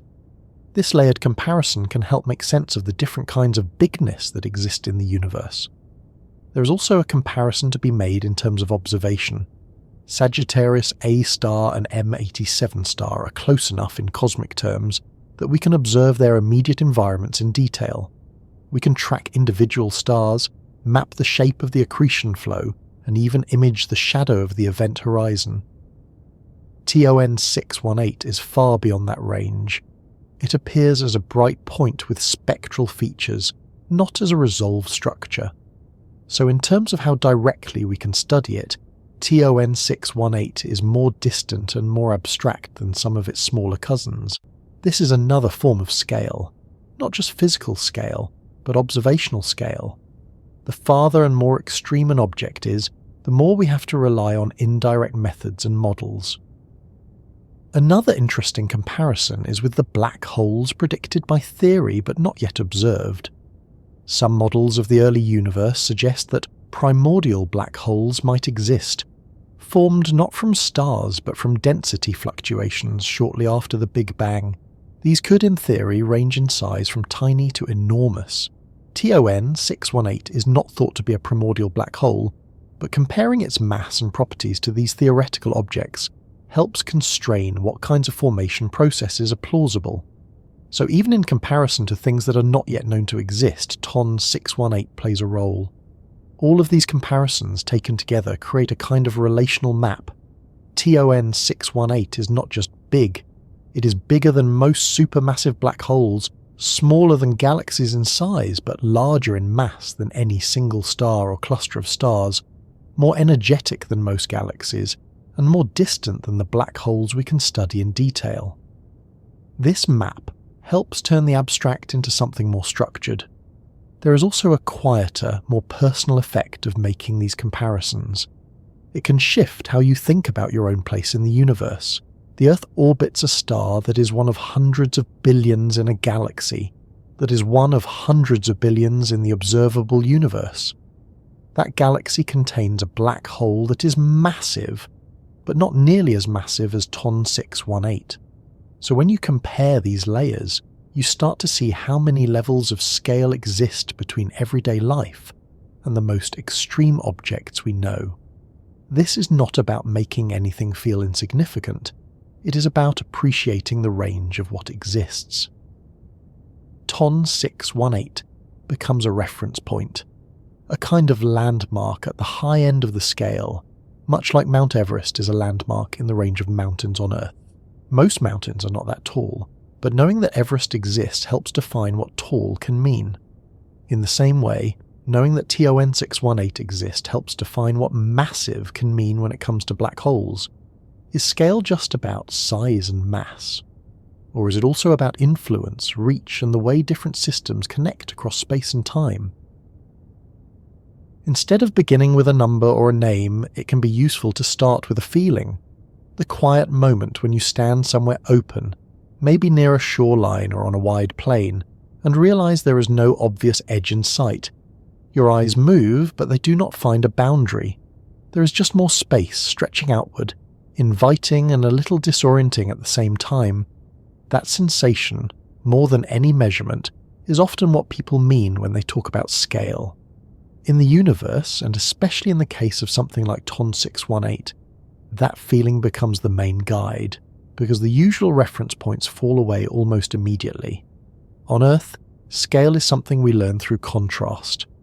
A chair is small compared to a room is small compared to a building is small compared to a city is small compared to a country. At each step, there is something larger nearby that helps define the size of the thing you're looking at. Even when you travel far, the planet itself remains a kind of ultimate reference point. You know, at least in the back of your mind, that you are still on the same sphere, still under the same sky. In deep space, that hierarchy does not hold in the same way. There is no obvious floor or ceiling. There is no universal landmark that everything else can be measured against. So when we talk about the scale of TON 618, what we are really talking about is a relationship rather than a size. It is large compared to other black holes. It is small compared to galaxies. It is powerful compared to stars. It is subtle compared to galaxy clusters. It sits somewhere in a web of comparisons that only makes sense when you trace the connections between different kinds of cosmic structures. This is what it means to talk about scale in a universe without a fixed frame of reference. You're always measuring one thing against another, never against an absolute. Astronomers are very aware of this. That is why so many of the quantities used in astrophysics are expressed in relative terms. Masses are often given in units of the sun's mass. Distances are given in light years or parsecs. Brightness is compared to the luminosity of known objects. These units are not chosen because they are perfect. They are chosen because they are familiar within the context of the field. They provide a shared language. But even within that language, there is an awareness that everything is floating in relation to everything else. Take the idea of distance again. A light year is a convenient unit for talking about the separation between stars and galaxies. But a light year itself is defined by the speed of light and the length of a year, both of which are tied to the specific conditions of our corner of the universe. The speed of light is a fundamental constant, but the year is based on the Earth's orbit around the Sun. So even this cosmic unit is anchored indirectly to a small planet circling an ordinary star. When you say TON 618 is billions of light years away, you're layering one reference on top of another. You're measuring a vast cosmic separation using a unit that ultimately traces back to the movement of Earth around the Sun. This layering is not a flaw. It is a reflection of how all measurement works. You always start from where you are. In a universe without an absolute scale marker, everything becomes a network of relationships. This becomes especially clear when you think about how astronomers determine the size and mass of something like TON 618. There is no direct way to reach out and measure it. Instead, they look at how fast gas moves around it. They look at how light is bent by its gravity. They look at how bright its quasar is, and how that brightness changes over time. Each of these observations provides a piece of a larger relational puzzle. Speed tells you something about gravity.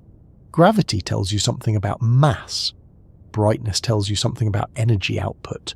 Energy output tells you something about how much material is falling inward. So the scale of the black hole emerges not as a single, direct measurement, but as a consistent story told by multiple interconnected signals. This way of building understanding can feel very different from measuring something with a ruler or a scale. There is no moment where you say, here is the answer. Instead, there is a gradual convergence, where different lines of evidence start to point toward the same range of values. This process itself is a kind of scale. It operates over years or decades of observation, across multiple telescopes and research teams, and through generations of models and revisions. So when we talk about the scale of TON 618, we're also talking about the scale of the effort required to understand it. Another layer of this idea comes from the way space and time are intertwined. In everyday life, distance and time feel like separate things. You can be close to something in space but far from it in time, like an old photograph of a place you visited years ago. Or you can be far in space but close in time, like a live video call with someone on the other side of the planet. In astronomy, distance and time are linked in a much more direct way.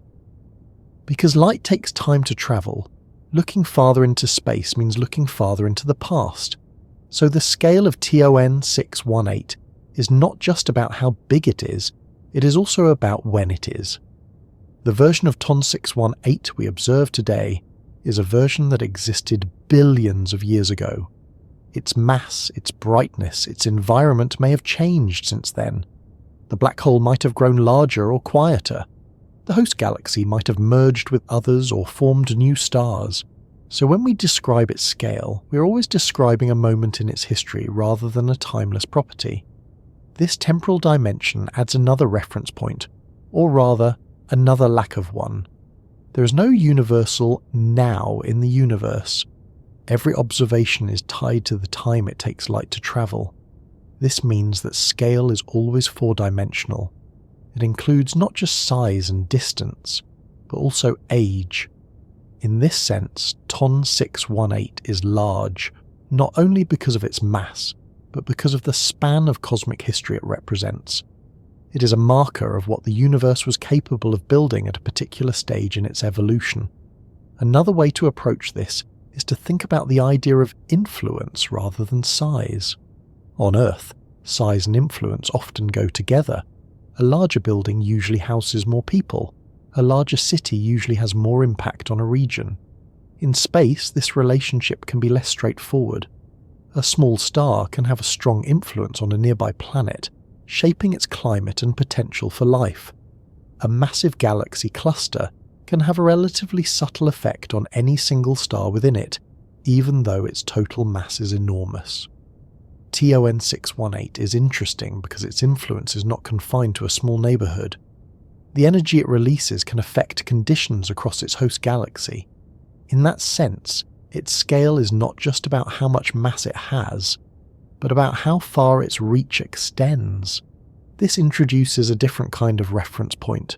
Instead of measuring the black hole against other objects of similar type, you measure it against the region of space it can shape.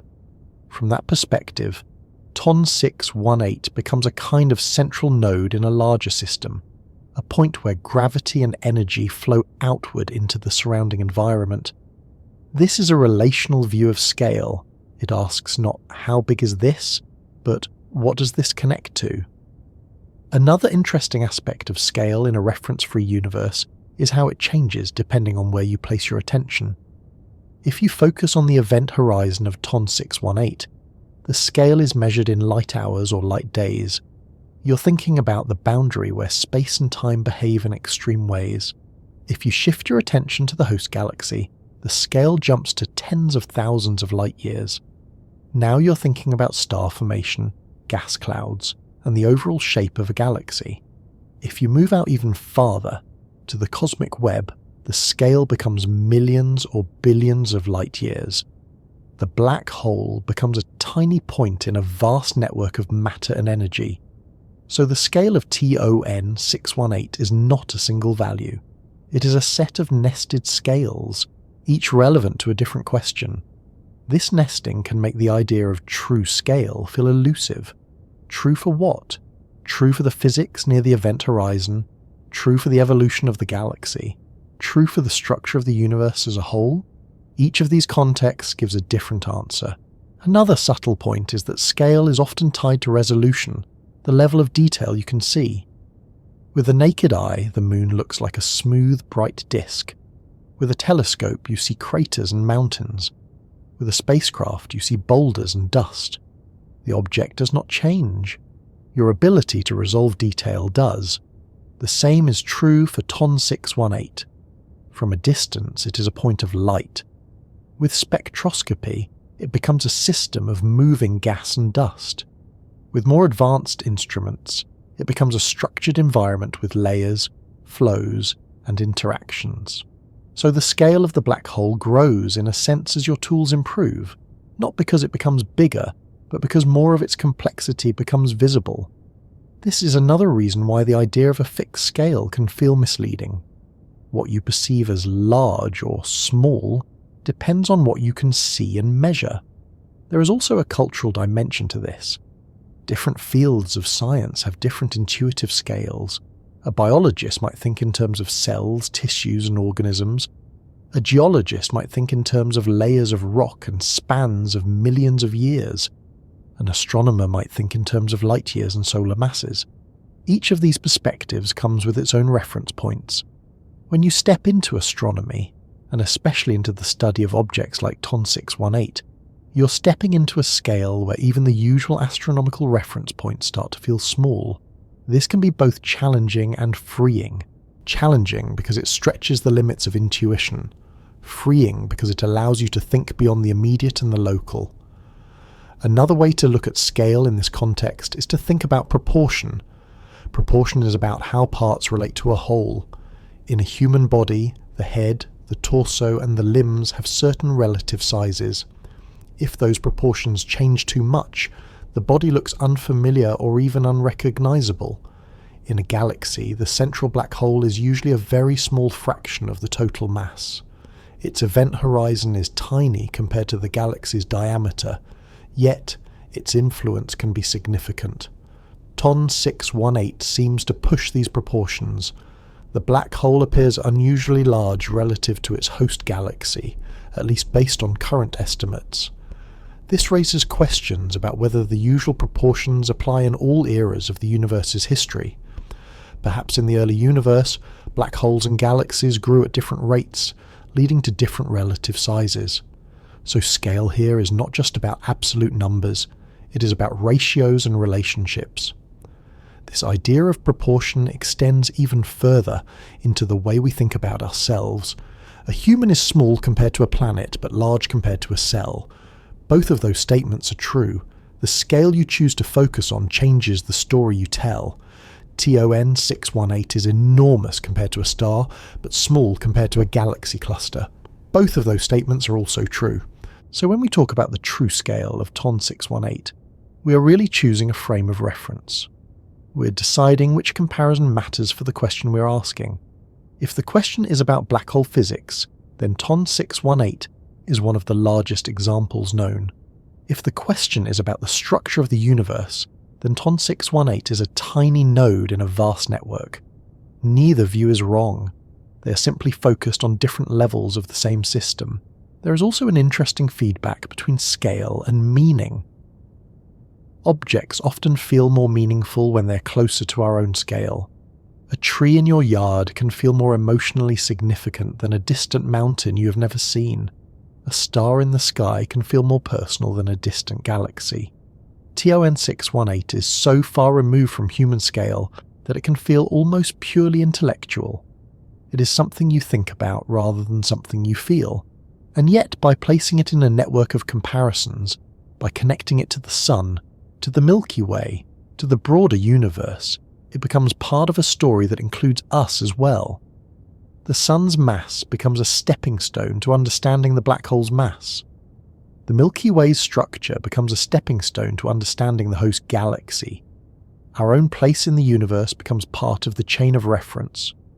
So even in a universe without an absolute reference point, we create our own, starting from where we are. There is something quietly reassuring about this. It suggests that scale is not just an external property of the universe. It is also a relationship between the universe and the observer. You bring your own frame of reference to whatever you look at, whether it is a small object on a table or a black hole billions of light years away. Long before any measurement is written down or any image is processed into colour and contrast, gravity is already at work, quietly shaping the stage on which everything else happens. It does not announce itself with sound or light. It does not need a signal or a marker. It simply curves, pulls and guides, setting the paths that matter and energy will follow. When the object involved is something like TON 618, that quiet shaping becomes a dominant feature of the entire system, reaching far beyond the immediate region of the black hole itself. To begin understanding how gravity behaves around such a massive object, it helps to move away from the idea of gravity as an invisible rope or a force that reaches out and tugs. That picture works well enough for everyday life, where the Earth pulls you toward the ground and keeps the Moon in orbit. But in modern physics, gravity is described in a different way. It is not a force acting across space. It is a property of space itself. Mass and energy tell space how to curve, and curved space tells matter and light how to move. This way of thinking can feel abstract at first, but it becomes more tangible when you imagine a stretched fabric. Place a heavy object in the centre, and the fabric dips. Roll a smaller object nearby, and it will follow a curved path around the dip. The heavier the central object, the deeper and steeper the curve. This analogy is limited, but it captures an important idea. Around TON 618, the dip in the fabric of space is not just a gentle slope. It is an extreme curvature that changes the very rules of motion. Far from the black hole, gravity behaves in a way that is familiar. Gas clouds and stars follow roughly elliptical orbits. Light travels in nearly straight lines. Time passes at a rate that is, for practical purposes, the same as it does for us here on Earth.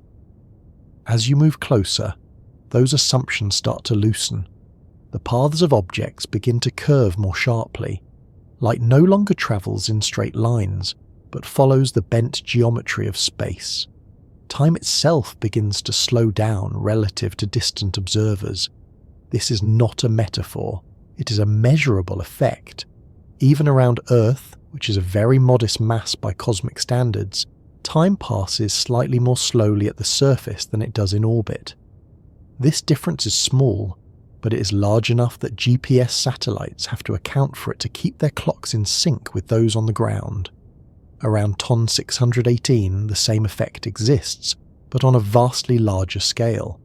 Near the event horizon, time would pass so slowly compared to a distant observer that the difference becomes dramatic. From the outside, an object falling toward the black hole would appear to slow down and fade, never quite crossing the boundary. From the object's own perspective, however, time would continue normally, at least until it reached regions where our current understanding of physics breaks down. This difference in the flow of time is one of the most counterintuitive aspects of gravity at this scale. It means that the black hole is not just a place where things fall in, it is a place where the relationship between past, present and future is altered. Another way gravity shapes the space around TON 618 is through its effect on light. When light passes near a massive object, its path bends. This is called gravitational lensing. The black hole itself is usually too small in angular size from our perspective to produce a dramatic lensing effect on its own. But the combined mass of the black hole and its host galaxy can bend the light of more distant objects, creating subtle distortions in the images we see. These distortions can appear as stretched shapes, arcs, or multiple images of the same background object. For TON 618, lensing is not the main feature that draws attention, but it is part of the gravitational environment. The region around the black hole and its galaxy contributes to the overall curvature of space in that part of the universe. This bending of light is another way astronomers infer the presence and distribution of mass, even when that mass is not directly visible. Gravity also shapes the motion of gas on every scale around TON 618. In the outer parts of the host galaxy, gas and stars move under the combined gravitational influence of the galaxy's stars, dark matter, and the central black hole. The black hole's contribution becomes more important as you move inward. At some distance, the gravity of the black hole begins to dominate over the gravity of the surrounding galaxy. This region is sometimes called the black hole's sphere of influence. Within this sphere, the motion of stars and gas is primarily determined by the black hole's mass. For a black hole as massive as TON 618, this sphere of influence is large. It can extend across significant portions of the galaxy's central region. This means that the black hole is not just affecting the very inner accretion disk, it is shaping the dynamics of the galaxy's core. Gas clouds within this region tend to settle into orbits that reflect the black hole's gravitational pull. Over time, interactions between these clouds, combined with processes like cooling and turbulence, can funnel material inward, feeding the accretion disk. So gravity acts not just as a sink, pulling matter in at the last moment, but as a guide, shaping the large-scale flow of material toward the centre. Another important aspect of gravity around TON 618 is how it interacts with rotation. The black hole is almost certainly spinning. That spin does not just affect the black hole itself, it affects the space around it. This effect, known as frame dragging, means that space is literally pulled around by the rotating mass. Objects near the black hole find that their natural paths are influenced by this twisting of space. For the accretion disk, this can have significant consequences. If the disk is aligned with the black hole's spin, the inner regions can settle into stable orbits close to the event horizon. If it is misaligned, the disk can become warped, with different parts trying to align themselves with the black hole's equatorial plane. This process, called the Bardeen-Peterson effect, can cause the inner disk to tilt and twist relative to the outer disk. Over time, the system may settle into a configuration where the inner and outer regions are aligned, but the path to that state can be complex and dynamic. For TON 618, the scale of this effect is enormous. The region where frame-dragging matters extends across distances that would be measured in light days or light weeks, rather than kilometers. So gravity here is not just a central pull, it is a sculptor of structure, shaping the geometry of the disk and influencing how material moves on large scales. Another layer of gravitational influence comes from the interaction between the black hole and the dark matter in the host galaxy. Dark matter does not interact with light, but it does interact gravitationally. It forms a halo around galaxies, contributing most of their mass. This halo shapes the overall gravitational potential in which the galaxy and the black hole reside. TON 618 sits within this dark matter environment. The combined gravitational field of the dark matter halo and the visible matter of the galaxy sets the stage for how gas flows on large scales. So the black hole's gravity is part of a larger gravitational landscape. It dominates in the inner regions, but it is embedded in a field shaped by much more mass spread across a much larger volume. This layered gravitational structure is another reason scale becomes such a central theme. Different physical processes dominate at different distances from the black hole, but they are all connected through the same underlying geometry of space. Another intuitive challenge is the idea that gravity affects not just motion, but also energy. When matter falls into a gravitational well, it gains kinetic energy as it speeds up. That energy is often converted into heat through collisions and friction. In the accretion disk around TON 618, this process is extremely efficient. The deeper the gravitational well, the more energy can be extracted from infalling matter before it crosses the event horizon. This is why the quasar powered by TON 618 is so luminous. The black hole's gravity is converting mass into energy with remarkable efficiency. This connection between gravity and energy means that the black hole's influence is not confined to shaping orbits. It also shapes the thermal and radiative environment of the entire system. Another way to see gravity's reach is through the phenomenon of tidal forces. Tidal forces arise because gravity is stronger on the side of an object closer to a massive body than on the far side. On Earth, this effect is what creates the tides in the oceans under the influence of the moon and the sun. Near a black hole, tidal forces can become extreme. They can stretch and compress objects, potentially pulling them apart in a process sometimes called spaghettification. For TON 618, the situation is somewhat different from that around smaller black holes. Because the event horizon is so large, the gradient in the gravitational field at the horizon is actually less steep. This means that, in theory, an object crossing the event horizon of a very massive black hole might not experience strong tidal forces at that moment.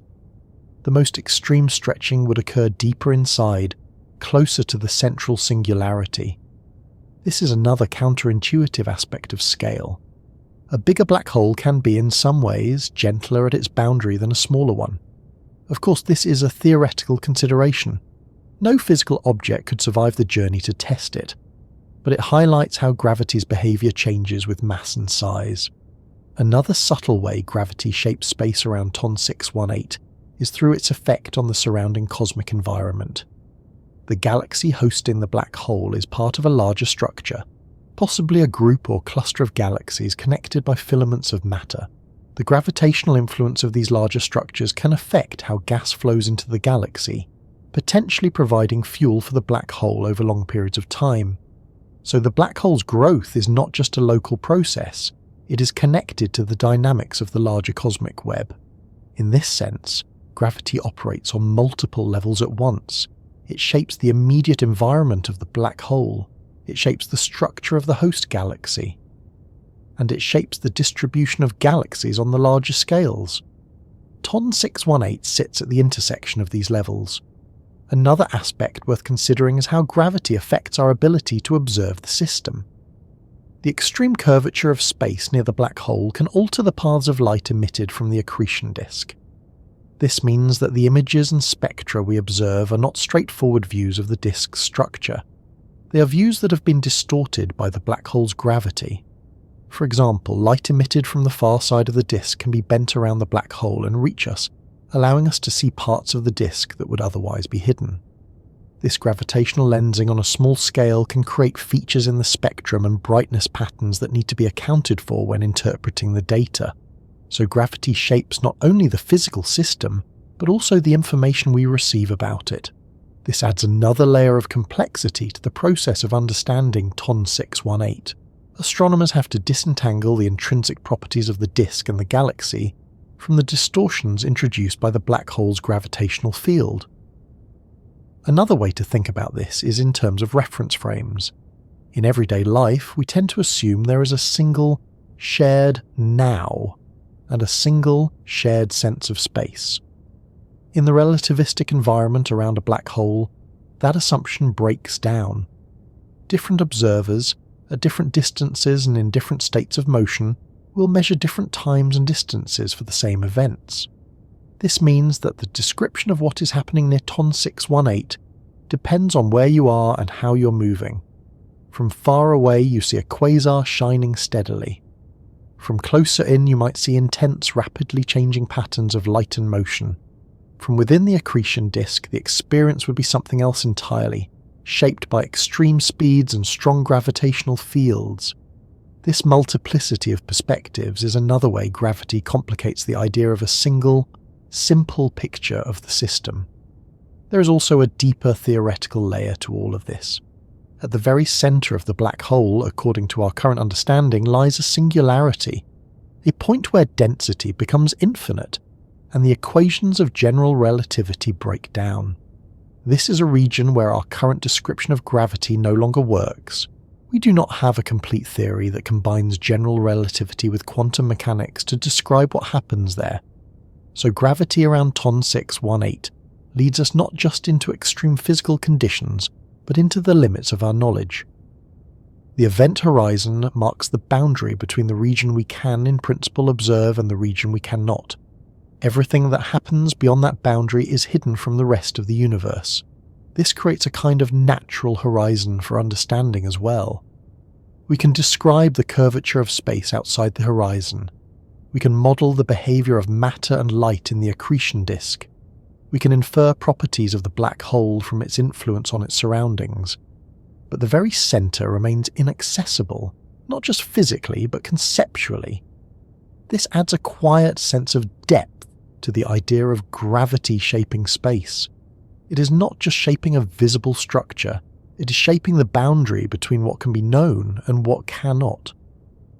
Another interesting perspective comes from thinking about how gravity ties into the broader expansion of the universe.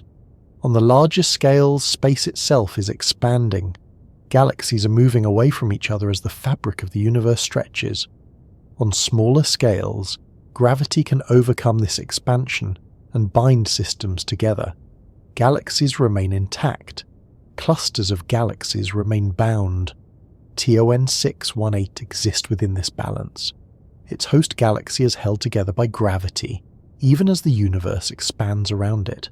So gravity here is part of a cosmic tension between binding and separation, between attraction and expansion. This tension shapes the large-scale structure of the universe, creating the cosmic web of filaments and voids. TON 618, as a massive concentration of matter, plays its own small role in this structure, anchoring its local region of space. As you reflect on all of this, the idea of gravity around TON 618 begins to feel less like a single phenomenon and more like a network of effects. It curves space, it slows time, it bends light, it guides motion, it releases energy, it shapes structure, it marks the boundary of knowledge. All of these are different expressions of the same underlying property of mass and energy interacting with the geometry of the universe. This multi-layered influence is part of what makes the idea of a giant feel more than just a description of size. It describes a presence, a central role in a system of relationships that extend from the smallest scales near the event horizon to the largest scales of the cosmic web. And yet, even with all this reach and complexity, TON 618 is still one object among many in a universe filled with structures at every level of scale. There is a quiet humility in that thought. The black hole is extreme, but it is not unique in the sense of being outside the laws of physics. It follows the same principles that govern every other mass and every other motion, just in a regime where those principles produce especially dramatic results. How did something like TON 618 come to be? How did it gather so much mass over cosmic time? What does its current state tell us about the conditions in the early universe and the processes that drive growth on the larger scales? Long after the first light from TON 618 began its journey toward Earth, the universe itself continued to change in ways that would eventually make that light understandable. Galaxies formed, stars were born and died, heavy elements spread through space, and on a small planet orbiting an ordinary star, instruments were built that could catch those ancient signals and turn them into insight. When James Webb started adding its own data to this long chain of observation, it did more than sharpen a picture. It added a sense of timeline to an object that already seemed to exist outside of ordinary time. To talk about the growth and age of something like TON 618, it helps to begin with a simple idea. Nothing in the universe appears fully formed. Stars gather from clouds of gas. Planets assemble from disks of dust and rock. Galaxies build themselves through slow accumulation and occasional dramatic mergers. Black holes, even the most massive ones, follow the same general pattern. They grow. What makes TON 618 so interesting is not just that it is large, but that it appears to have become large very early in the history of the universe. The light Webb observes from this quasar left its source more than 10 billion years ago. At that time, the universe was less than a third of its current age. That places TON 618 in a period when galaxies were still settling into their modern forms, when star formation was more intense, and when the cosmic environment was richer in raw material. So one of the first questions Webb's data helps address is not, how big is TON 618, but how did it get that big so soon? To approach that, astronomers look for clues in the surrounding galaxy. Growth leaves traces. It shapes the distribution of gas and dust. It influences the chemical composition of the environment. It affects how stars form and how energy flows. Webb's ability to detect infrared light is crucial here, because it allows astronomers to see through dust and measure the glow of both old and young stars. From this, they can estimate how much stellar mass the galaxy has, and how actively it is forming new stars. If a galaxy is forming stars rapidly, it likely has large reservoirs of cold gas. That same gas can also feed the central black hole, so a high star formation rate can be a sign of a rich environment for black hole growth. For TON 618's host galaxy, Webb's data suggests a complex picture.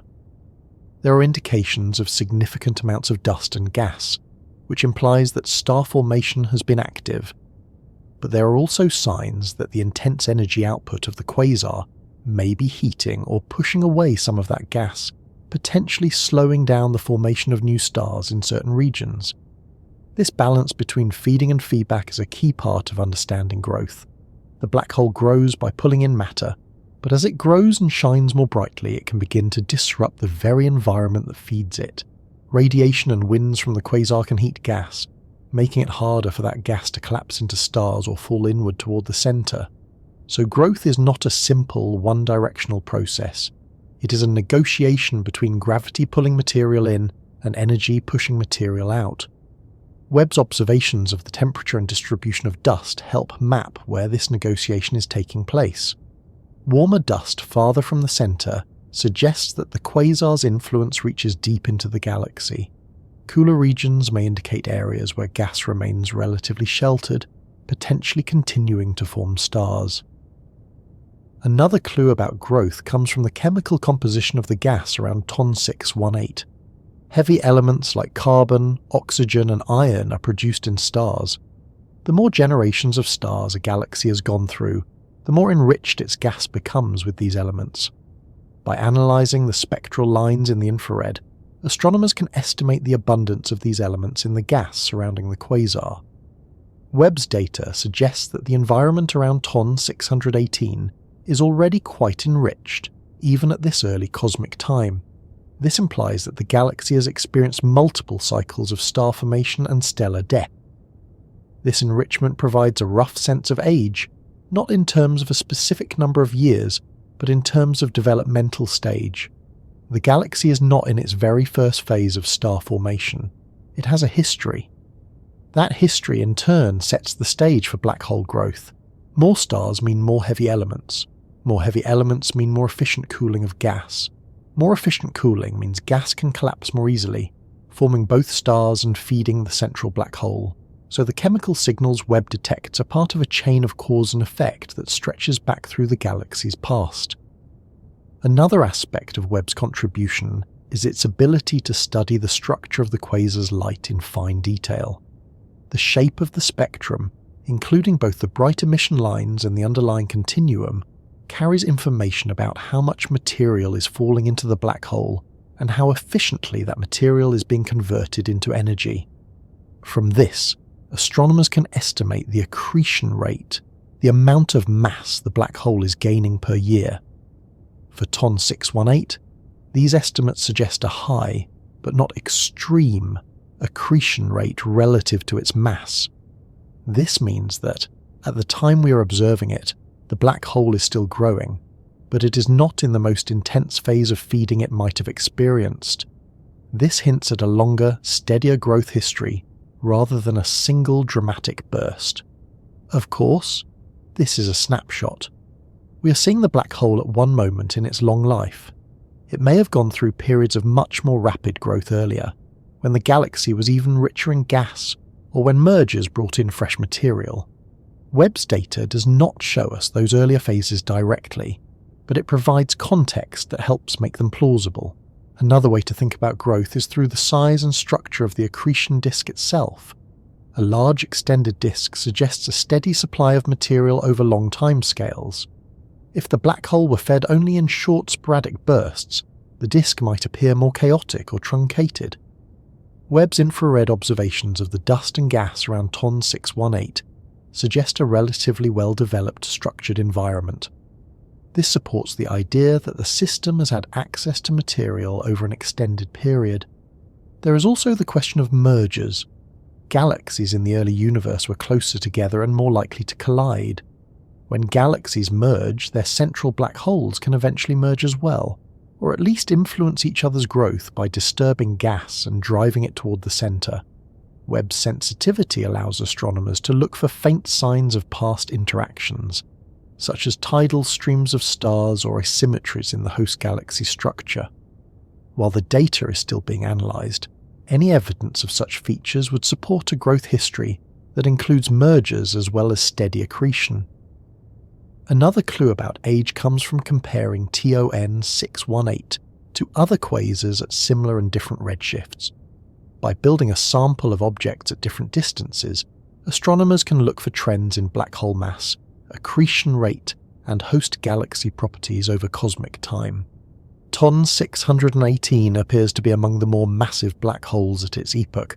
This suggests that it is not a typical example, but one that represents the upper end of what was possible at that stage in the universe's development. This raises an interesting possibility. Perhaps the conditions that allowed TON 618 to grow so large were rare. Maybe its host galaxy formed in a particularly dense region of the cosmic web, where gas was abundant and mergers were frequent. Webb's ability to detect the larger scale environment around distant galaxies can help test this idea. By looking for nearby galaxies or filaments of gas, astronomers can infer whether TON 618's host sits in an especially rich neighbourhood. Another angle on growth and age comes from considering the black hole's spin. The spin of a black hole can provide hints about its growth history. If a black hole grows primarily through steady accretion from a disk that is consistently aligned in one direction, it can spin up to very high speeds. If it grows through a series of mergers or chaotic accretion events from different directions, its spin may be more moderate. Webb's data, combined with observations at other wavelengths, can help constrain models of the inner accretion disk, which in turn can hint at the black hole's spin. For TON 618, there are indications that it may be spinning rapidly, which would be consistent with a history of prolonged aligned accretion. But this remains an area of active research rather than a settled conclusion. Another subtle indicator of age is the size of the region influenced by the quasar's energy. If the quasar has been active for a long time, its radiation and winds will have had more time to shape the surrounding galaxy. You might expect to see larger, more developed outflows or more extended regions of heated dust. Webb's observations of warm dust and gas at significant distances from the centre suggest that TON 618's quasar has been influencing its environment for a substantial period. This does not give a precise age, but it adds to the picture of a system that has been active and impactful for a long stretch of cosmic time. There is also the broader context of cosmic history to consider. The universe went through a period known as the Cosmic Dawn, when the first stars and galaxies formed. After that, there was an era of rapid growth, when star formation and black hole activity peaked. TON 618, as we observe it, appears to sit near the tail end of this peak period. It represents a system that has already gone through much of its most active growth phase. So in terms of age, it is not a newborn, it is a mature system, even at a time when the universe itself was relatively young. This layered sense of age can be hard to hold in the mind. TON 618 is billions of years old, but so is most of the universe. It is ancient by human standards, but it is still part of an ongoing story of cosmic evolution. Another way to think about this is in terms of opportunity. The early universe provided a unique set of conditions. Gas was more plentiful, galaxies were more compact, mergers were more common. These conditions created opportunities for black holes to grow quickly. As the universe expanded and evolved, those opportunities became less frequent. Gas became more spread out. Galaxies settled into more stable structures. Growth slowed. TON 618 appears to be a product of that earlier, more active era. Its size and power suggest that it took advantage of those conditions in a way that most systems did not. Webb's data helps reinforce this idea by showing the richness of the environment around the quasar and the signs of sustained activity. Another interesting perspective comes from looking at the relationship between the black hole and the stars in the galaxy.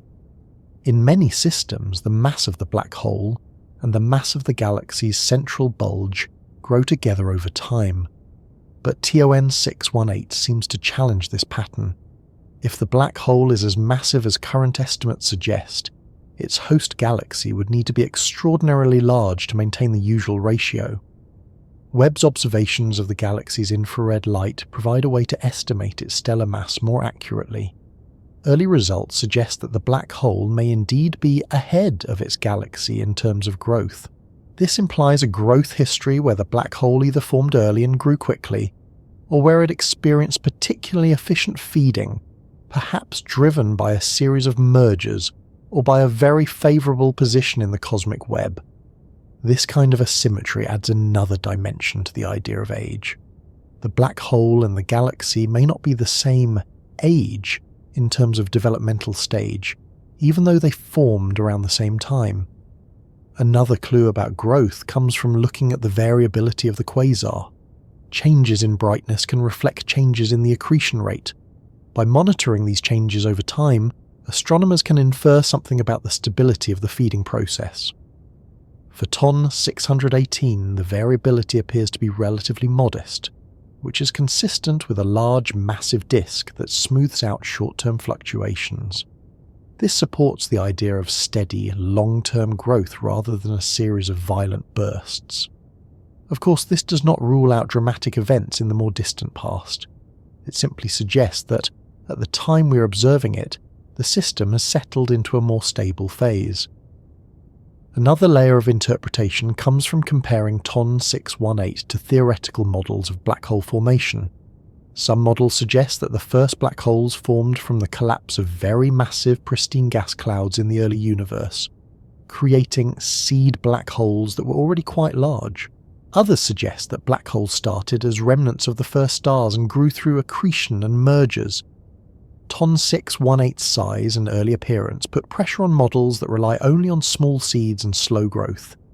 It suggests that either the seeds were larger than some models assume, or that growth was extremely efficient, or both.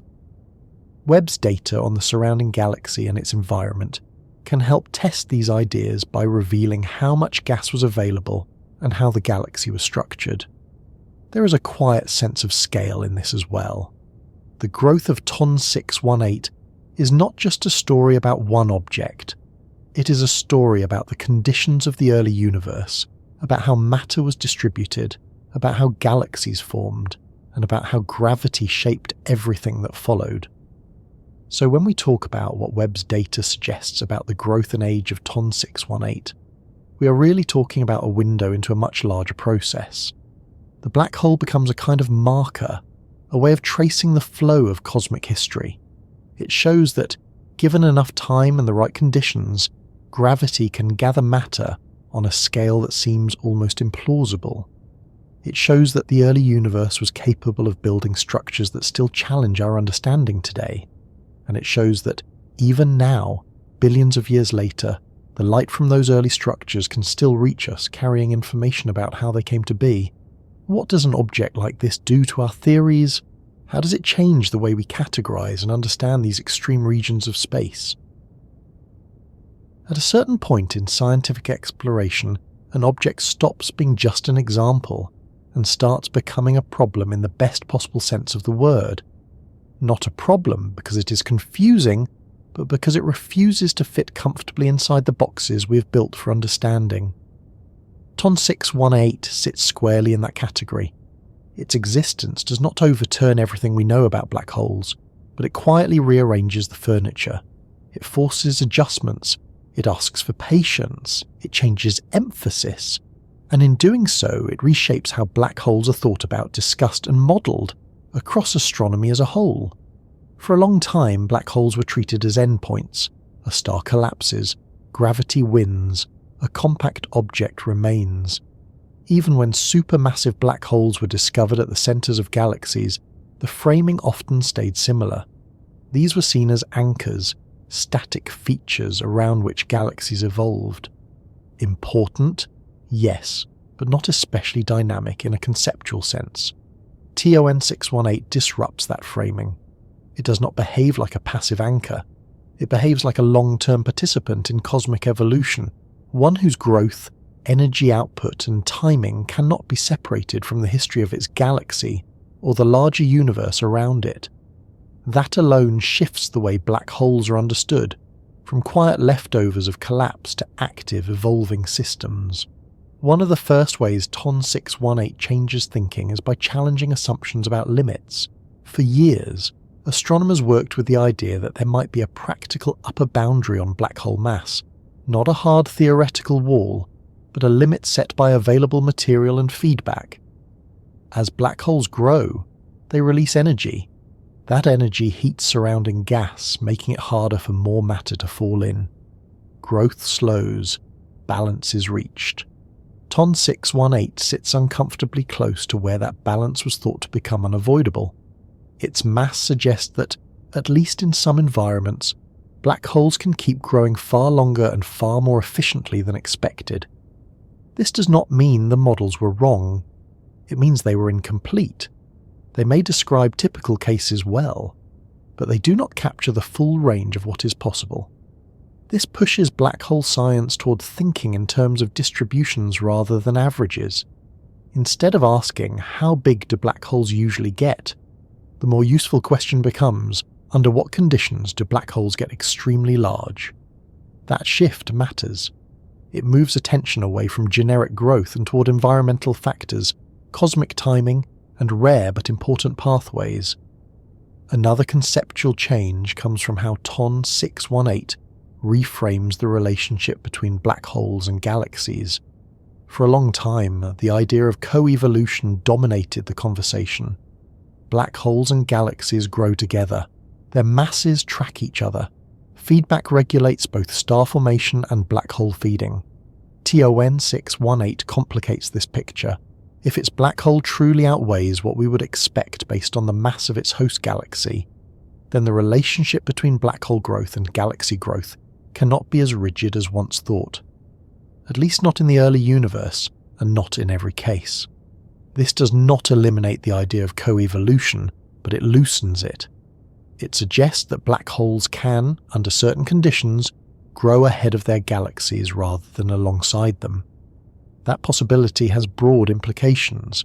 It means black holes may sometimes act as drivers rather than responders. Instead of growing because the galaxy grows, they may grow first and then shape the galaxy's future by regulating gas and star formation.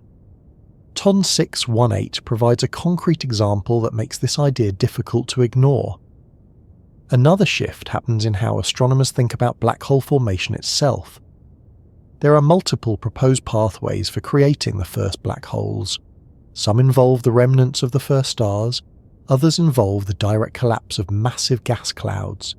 Each pathway leads to different starting masses, different growth rates, and different timelines.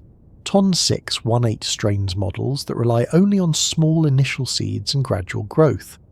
To reach tens of billions of solar masses within a few billion years, either the starting point must have been unusually large, the growth unusually efficient, or the environment unusually favourable, possibly all three. This pushes researchers to take direct collapse scenarios more seriously, or to consider combinations of pathways rather than single mechanisms. It also encourages more attention to the earliest phases of galaxy formation, when gas densities, temperatures and radiation fields were very different from what we see today. In that sense, TON 618 acts like a fossil from a particular era of cosmic history, preserving evidence of processes that are rare or no longer active in the modern universe. Another important change comes from how TON 618 affects the way mass itself is discussed in black hole science. Before objects like this were identified, supermassive black holes were often talked about as a category, with masses ranging from millions to billions of suns. TON 618 stretches that range so far that the category itself starts to feel too broad. There is a growing recognition that the upper end of the mass range behaves differently, not just quantitatively but qualitatively. For example, extremely massive black holes have very large event horizons, which changes the character of tidal forces, accretion dynamics, and timescales. Processes that happen quickly around smaller black holes unfold more slowly and smoothly around giants like TON 618. This means that scaling laws derived from smaller systems cannot always be applied directly. TON 618 forces a reconsideration of where those scaling laws hold and where they break down. That has ripple effects across the field, because many models are built by extrapolating from systems that are easier to observe. When an object at the extreme end refuses to follow the same patterns, it highlights the need for caution.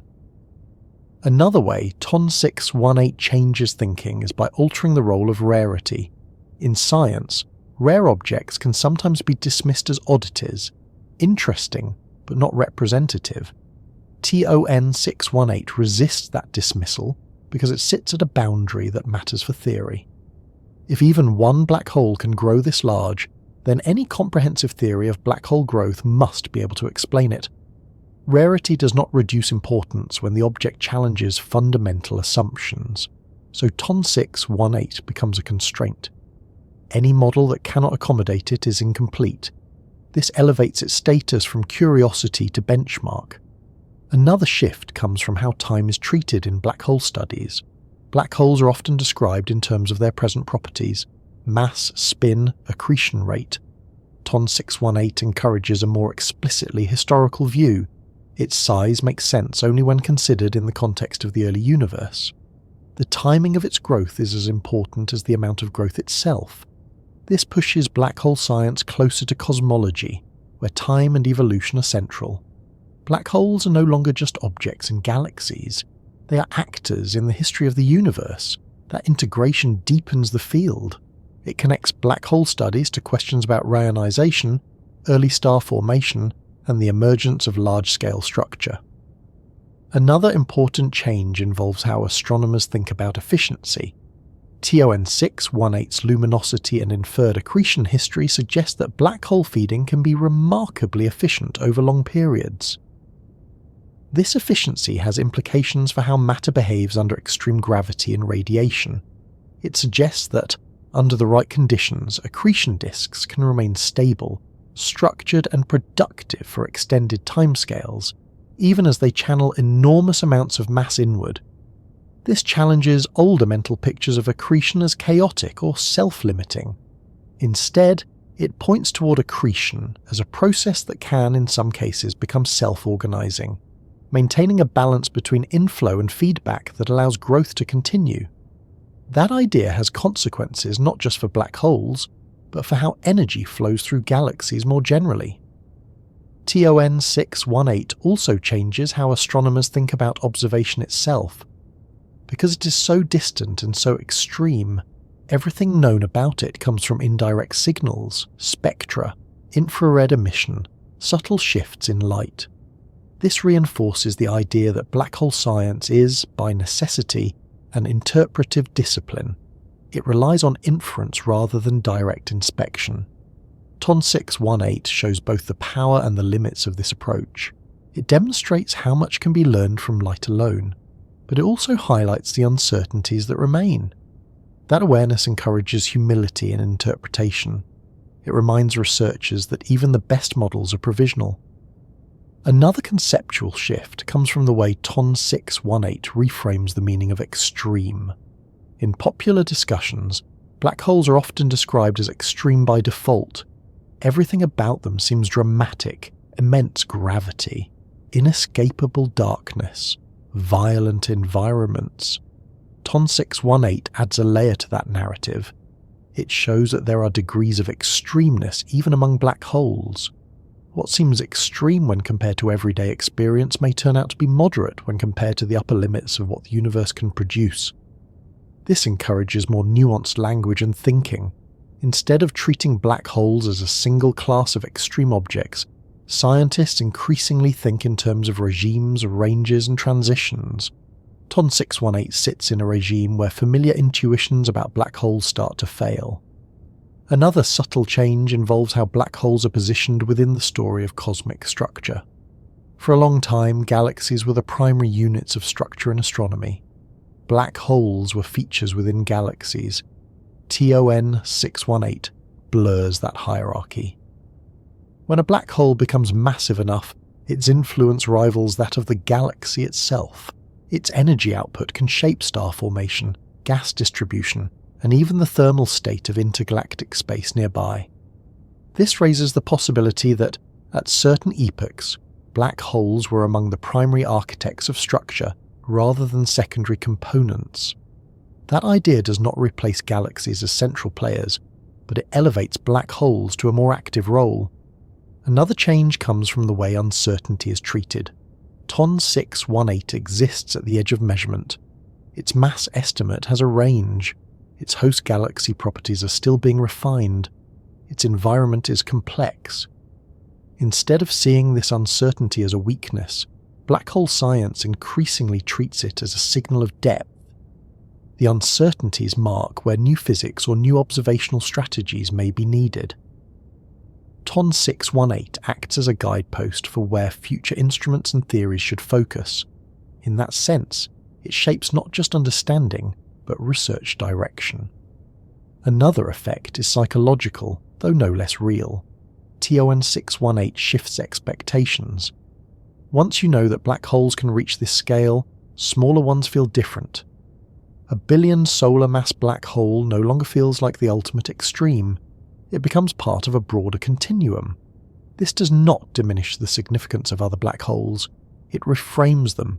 The universe begins to look less like a place with a few extraordinary exceptions, and more like a place with a wide, continuous range of outcomes, shaped by conditions, timing, and chance. That perspective aligns well with how other areas of science operate. Biology, geology, and climate science all deal with distributions rather than singular ideals. Black hole science is moving in the same direction, and TON 618 accelerates that shift. There is also a philosophical dimension to this change. Black holes have often been used as symbols of finality, endpoints, places where information disappears, the ultimate limit.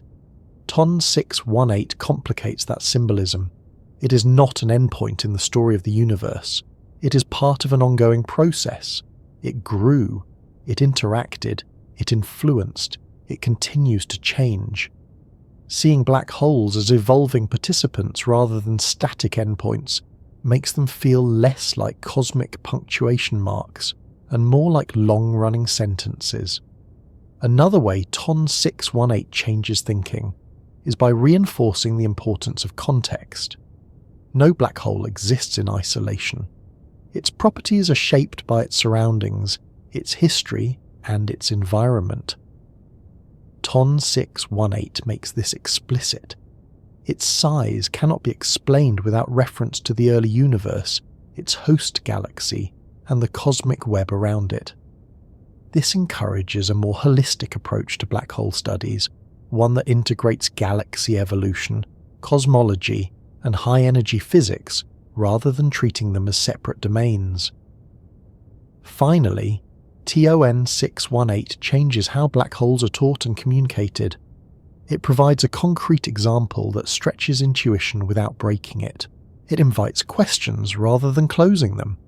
Instead of presenting black holes as fully understood objects with a fixed set of properties, educators can point to TON 618 as evidence that the field is still evolving. That openness is valuable. It keeps curiosity alive. It reminds both scientists and listeners that understanding is provisional and that discovery is ongoing. TON 618 does not invalidate what was known before. It builds on it. It extends it. It adds weight to certain ideas and pressure to others. In doing so, it acts as a catalyst rather than a contradiction. As the picture continues to develop, TON 618 will likely remain an important reference point, not because it is the largest or the most distant forever, but because it marks a moment when black hole science had to widen its frame. The universe, once again, turned out to be more capable, more patient, and more expansive than expected.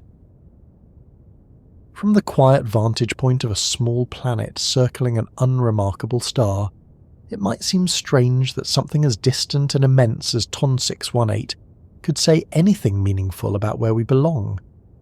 After all, there is no physical connection between daily life and a black hole billions of light years away. No signal from it shapes the weather. No gravity from it influences the orbit of the moon.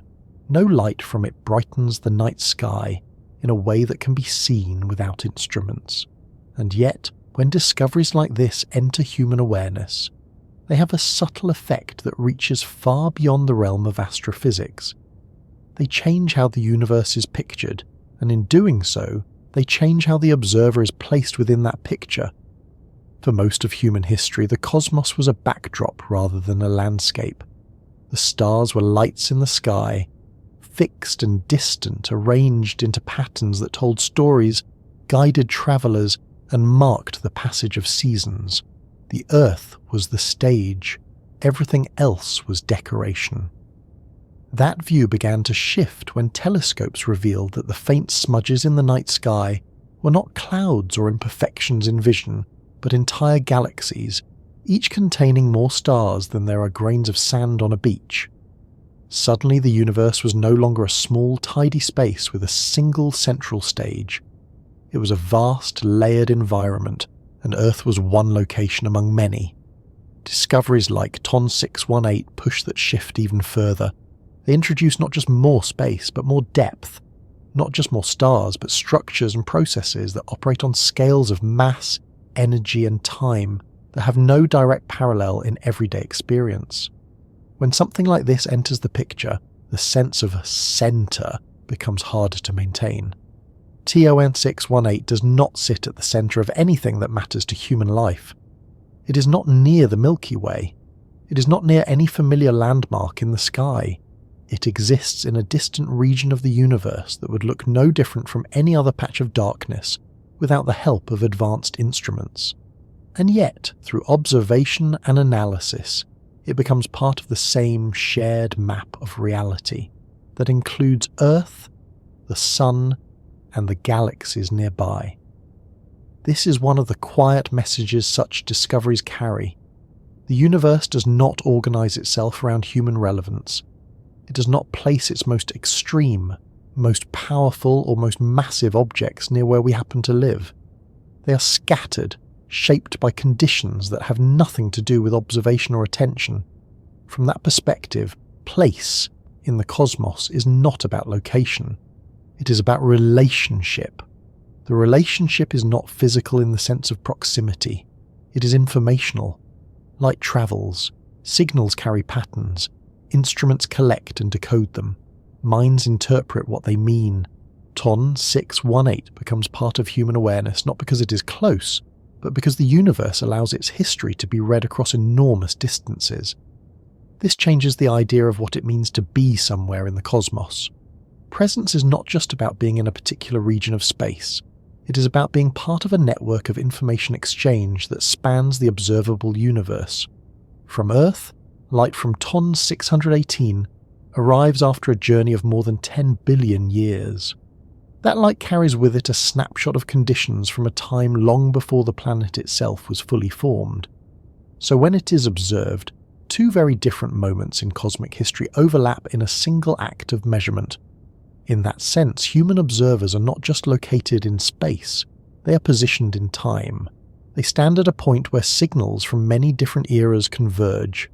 This convergence creates a kind of temporal crossroads. The night sky becomes a record, not just of where things are, but of when they were. TON 618 contributes to that record by adding a chapter from an era when the universe was young, dense, and more actively building massive structures. So one message about place is that humans occupy a moment in cosmic history where looking outward is also looking backward.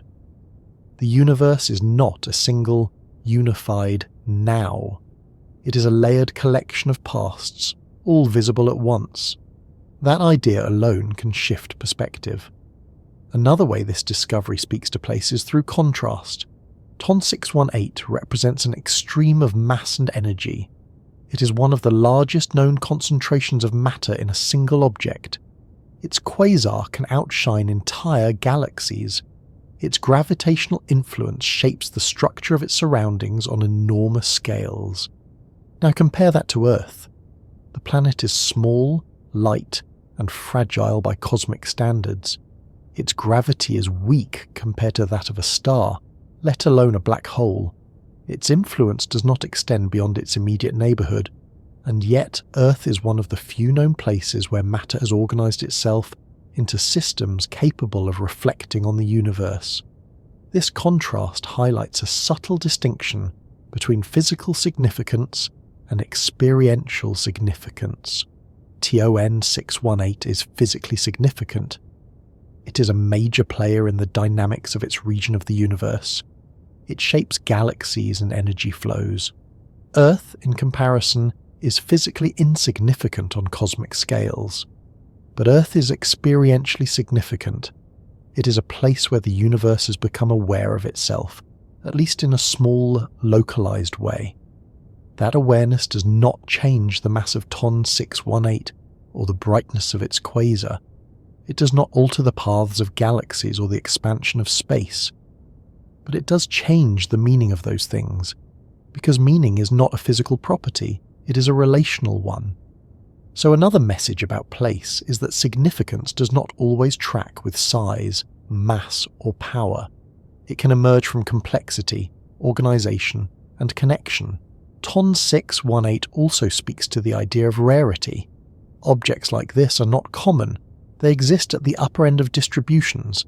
They represent outcomes that require specific conditions and long periods of growth. Earth, in a different way, may also be rare. It is one of the few known environments that supports life, and the only one known to support observers capable of building instruments like James Webb. So there is an interesting symmetry here. At one extreme, there is a black hole that pushes the limits of how massive a single object can be. At another, there is a planet that pushes the limits of how complex and reflective a small object can be. Both are products of the same universe, governed by the same physical laws. This symmetry suggests that place in the cosmos is not about being at the centre of a map or the top of a hierarchy. It is about being part of a range of outcomes that spans from the very small and delicate to the very large and powerful. TON 618 also invites reflection on scale in a more personal sense. When people encounter numbers like billions of light years or tens of billions of solar masses, there is often an initial reaction of smallness. It can feel as though individual lives are insignificant in the face of such vastness. But there is another way to look at it. The ability to understand, even partially, something like TON 618 is itself remarkable. It requires not just a single mind, but a long chain of shared knowledge, tools, and collaboration across cultures and generations. The discovery and study of such an object is not the work of one person, or even one era. It is the result of centuries of accumulated insight into mathematics, physics, engineering, and observation. So while any single human is small compared to the universe, the collective effort of humanity can reach across cosmic distances, at least in terms of understanding. That collective reach becomes part of what place means. It is not just where a species lives, but what it is capable of perceiving and interpreting. TON 618, in this sense, becomes part of the extended environment of human awareness. It is not physically nearby, but it is cognitively present. Another dimension of place that this discovery touches on is the idea of universality. The same laws of physics that govern the behaviour of matter on Earth govern the behaviour of matter around TON 618. Gravity works the same way, light follows the same rules, atoms behave in the same patterns. This universality means that despite the enormous differences in scale and environment, there is a continuity between the everyday world and the most extreme cosmic structures. That continuity can be grounding. It suggests that humans are not outsiders in a strange and alien universe. They are participants in a system that operates according to principles that can be learned, tested, and understood. TON 618 does not require a new kind of physics to exist. It requires the same physics, applied in a regime that is far from everyday conditions. So another message about place is that the universe is not divided into a familiar human domain and an incomprehensible alien domain. It is one connected system, experienced at different scales. There is also a message about timing. The fact that TON 618 is observed as it was billions of years ago means that human observers are, in a sense, late arrivals. The universe spent a long time building structures like this before there were eyes to see them. That can be interpreted in different ways. One view is that life and consciousness are rare and fragile outcomes that emerge only after long periods of cosmic preparation. The universe had to form stars, then heavier elements, then planets, then stable environments, before something like a thinking species could arise. From that perspective, Earth's place in the cosmos is not central, but it is special in terms of timing. It exists at a moment when the universe is old enough to have produced complex structures, but not so old that stars and galaxies have faded away. TON 618, observed in its earlier phase, becomes part of that story. It represents a stage in cosmic evolution that set the conditions for everything that followed, including the formation of the elements that make up planets and living organisms. Another angle on place comes from thinking about perspective. TON 618 does not know it is being observed. It does not change its behaviour because it has become part of a human narrative. It continues to exist and evolve according to the same processes it always has. This one-sided relationship highlights the asymmetry between observer and observed. Humans look outward. The universe does not look back, at least not in any intentional sense. So, place in the cosmos includes this role as observer. It is a role that is not guaranteed. It is contingent on the existence of minds, tools, and curiosity. TON 618 becomes meaningful in a human context, because it is part of a story that humans tell about the universe and their relationship to it. Another subtle effect of discoveries like this is how they influence imagination. Before objects like TON 618 were known, the upper limits of cosmic size and power were different in the human mind. There were still large things, but the range of what seemed plausible was narrower. As new extremes are discovered, that range expands. This does not just change scientific models, it changes the mental landscape in which people think about the universe. The cosmos becomes a place where outcomes can be more varied, more extreme, and more surprising than previously assumed. That expanded sense of possibility feeds back into how humans think about their own potential and their own future. If the universe can produce structures as massive and powerful as TON 618, perhaps it can also produce forms of complexity and organization that have not yet been imagined. Another message about place relates to humility. TON 618 makes it clear that human concerns, cultures, and histories occupy a very small region of space and time. Civilizations rise and fall on timescales that are barely noticeable compared to the lifespan of a galaxy or a black hole. This does not mean those concerns are meaningless. It means they are local. In a universe as large and old as this, locality becomes an important concept, meaning value and purpose are not written into the large-scale structure of the cosmos. They are generated within smaller systems, within societies, within individual lives. So place in the cosmos is not something that is assigned from above. It is something that is constructed from within. TON 618 does not define what matters to humans. Humans decide what matters to them, even while acknowledging the larger context in which they exist. There is also a message about continuity. The atoms that make up human bodies were formed in stars. Those stars lived and died in galaxies. Those galaxies evolved in a universe shaped by gravity, expansion, and the distribution of matter. TON 618 is part of that same chain. It is not separate from the material that eventually became planets and people. It is part of the same cosmic circulation of matter and energy.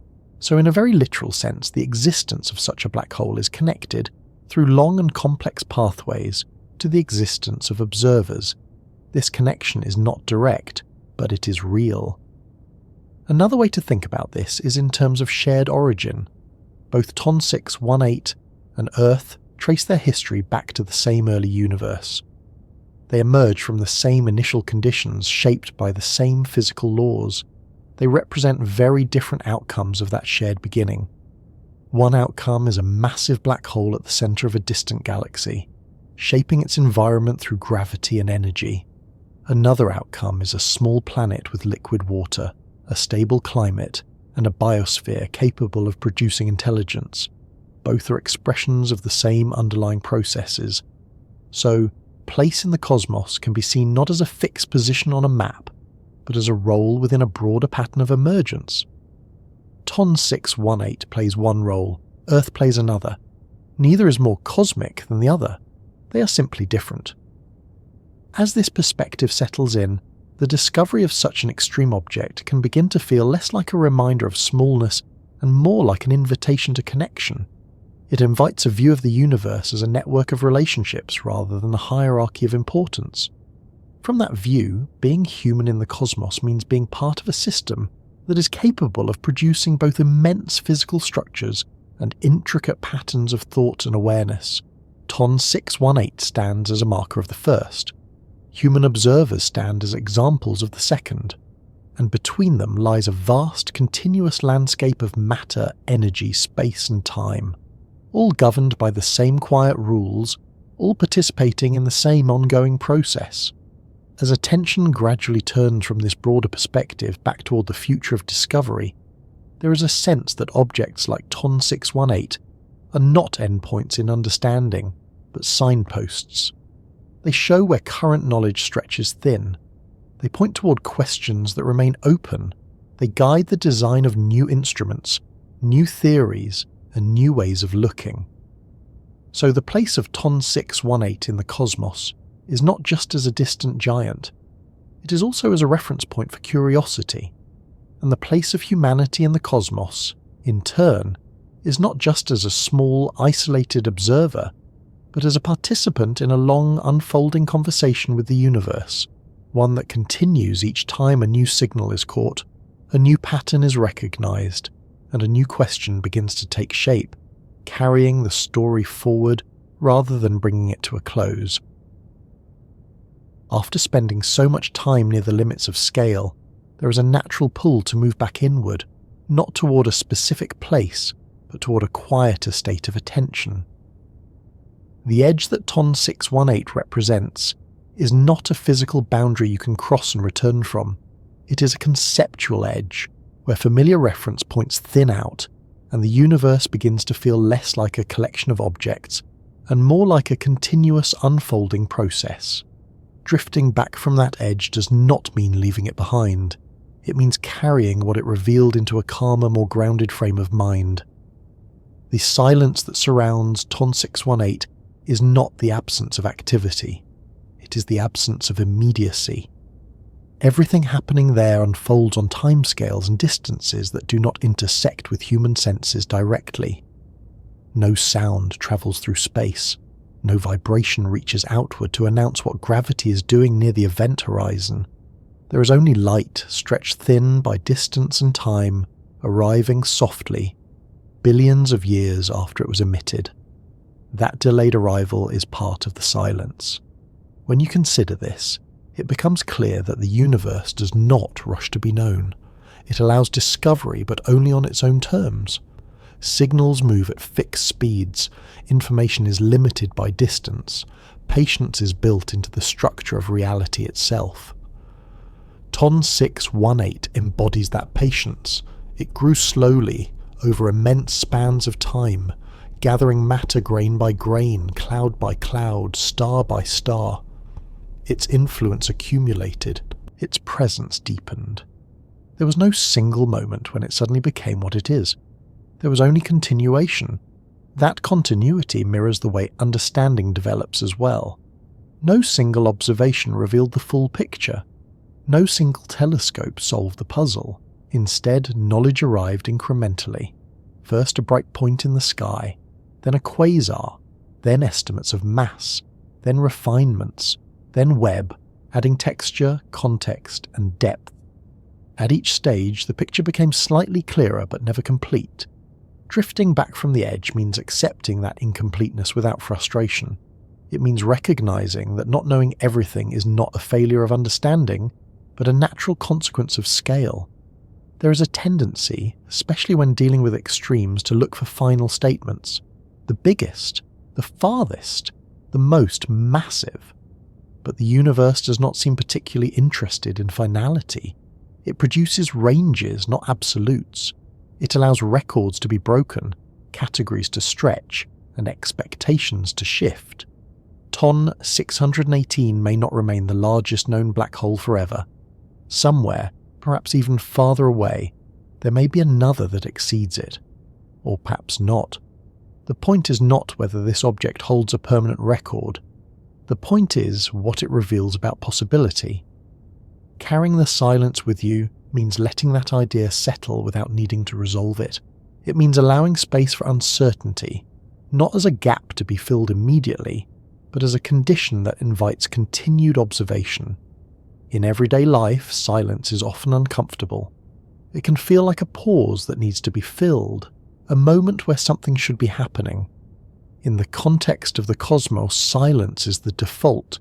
It is the background against which rare signals stand out. Ton 618 does not fill the universe with noise. It emits energy, yes, but that energy disperses. It fades. It blends into the general glow of distant galaxies. Most of space remains dark and quiet. This contrast can be grounding. After encountering something so large and distant, returning attention to smaller, more immediate scales can feel different. The weight of everyday concerns shifts slightly, not because they disappear, but because they are seen within a broader context. The universe does not diminish local experience, it frames it. From the perspective of Ton 618, Earth is insignificant. From the perspective of life on Earth, Earth is everything. Both perspectives can exist at once without contradiction. Drifting back from the edge means holding both views without forcing one to cancel the other. There's also something important about the direction of this movement. You are not falling away from knowledge, you are returning with it. The silence carried back is not empty, it is informed. It holds the awareness that the universe is vast, structured, patient, and capable of outcomes that exceed intuition. That awareness does not need to be active all the time. It does not need to dominate thought. It can rest quietly in the background, available when needed. This is similar to how deep experiences work in general. They do not remain vivid at every moment, but they leave traces. They alter perspective in subtle ways. Ton 618 leaves that kind of trace. It suggests that scale is not something to be mastered mentally in full detail. It is something to be approached, acknowledged, and then stepped back from, carrying only what is useful. What is useful, in this case, is the reminder that the universe operates over ranges far beyond human planning. But it also produces environments where planning, reflection, and rest are possible. The same physics that allows a black hole to grow to tens of billions of solar masses also allows atoms to form stable molecules, planets to maintain long-term climates, and brains to develop patterns of thought. These are not separate stories. They are different expressions of the same underlying order. As attention settles, the idea of the edge itself begins to soften. The edge was never a sharp boundary. It was a region where familiar language became less effective. Moving away from it does not mean returning to ignorance. It means choosing a scale that fits the moment. Right now, that scale is quieter. The silence carried back from TON 618 is not the silence of emptiness. It is the silence of continuity. Things are happening, but they do not require immediate response. Black holes continue to grow or fade. Galaxies continue to merge. Light continues to travel. None of this depends on observation to proceed. That independence can be strangely calming. It suggests that the universe is not waiting. It is not demanding attention. It simply unfolds. From within that unfolding, moments of awareness appear. Observations happen, questions arise, answers form partially. Then the focus shifts again. This rhythm between attention and release mirrors natural processes on smaller scales. Breathing in and out, tension and rest, activity and sleep. The study of something like Ton 618 fits into that rhythm as well. There is a time for looking outward, measuring, comparing, questioning, and there is a time for letting those thoughts settle. Drifting back does not erase the knowledge gained, it integrates it.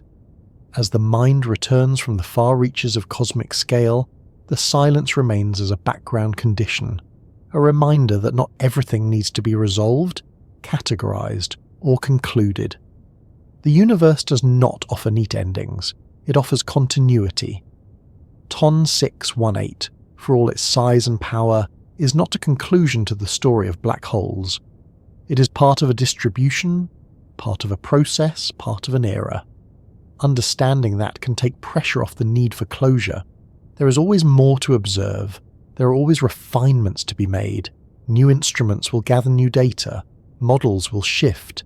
Estimates will tighten or expand. That ongoing nature is not a flaw. It is the shape of discovery. Carrying the silence with you means allowing that openness to remain. It means letting the idea of the universe as an active, evolving system sit quietly alongside daily routines and familiar surroundings. A room does not feel smaller because the universe is large. A moment of rest does not feel less real because black holes exist. These scales do not compete, they coexist. The silence from the edge reminds you of that coexistence. It suggests that meaning does not need to be proportional to size or distance. It can arise locally even while acknowledging vastness. As attention continues to drift, there is no need to summarize everything that has been explored. The mind does not retain understanding by listing facts, it retains it through patterns and impressions. The pattern here is one of scale layered on scale, of relationships rather than absolutes, of patience rather than urgency. Ton 618 becomes one node in that pattern, not a destination, not a final word, but a reference that gently stretches perspective. And as that perspective stretches, then relaxes, the silence settles into a comfortable presence. Not empty, not heavy, simply there. The universe continues as it always has, whether observed or not, and within that continuation, moments of awareness come and go, carrying with them traces of distant light, ancient gravity, and the quiet understanding that even at the farthest edges of what can be known, there is no sharp boundary where meaning ends, only a gradual fade into a wider, ongoing story that does not conclude, but keeps unfolding, calmly, patiently, and without needing to announce itself.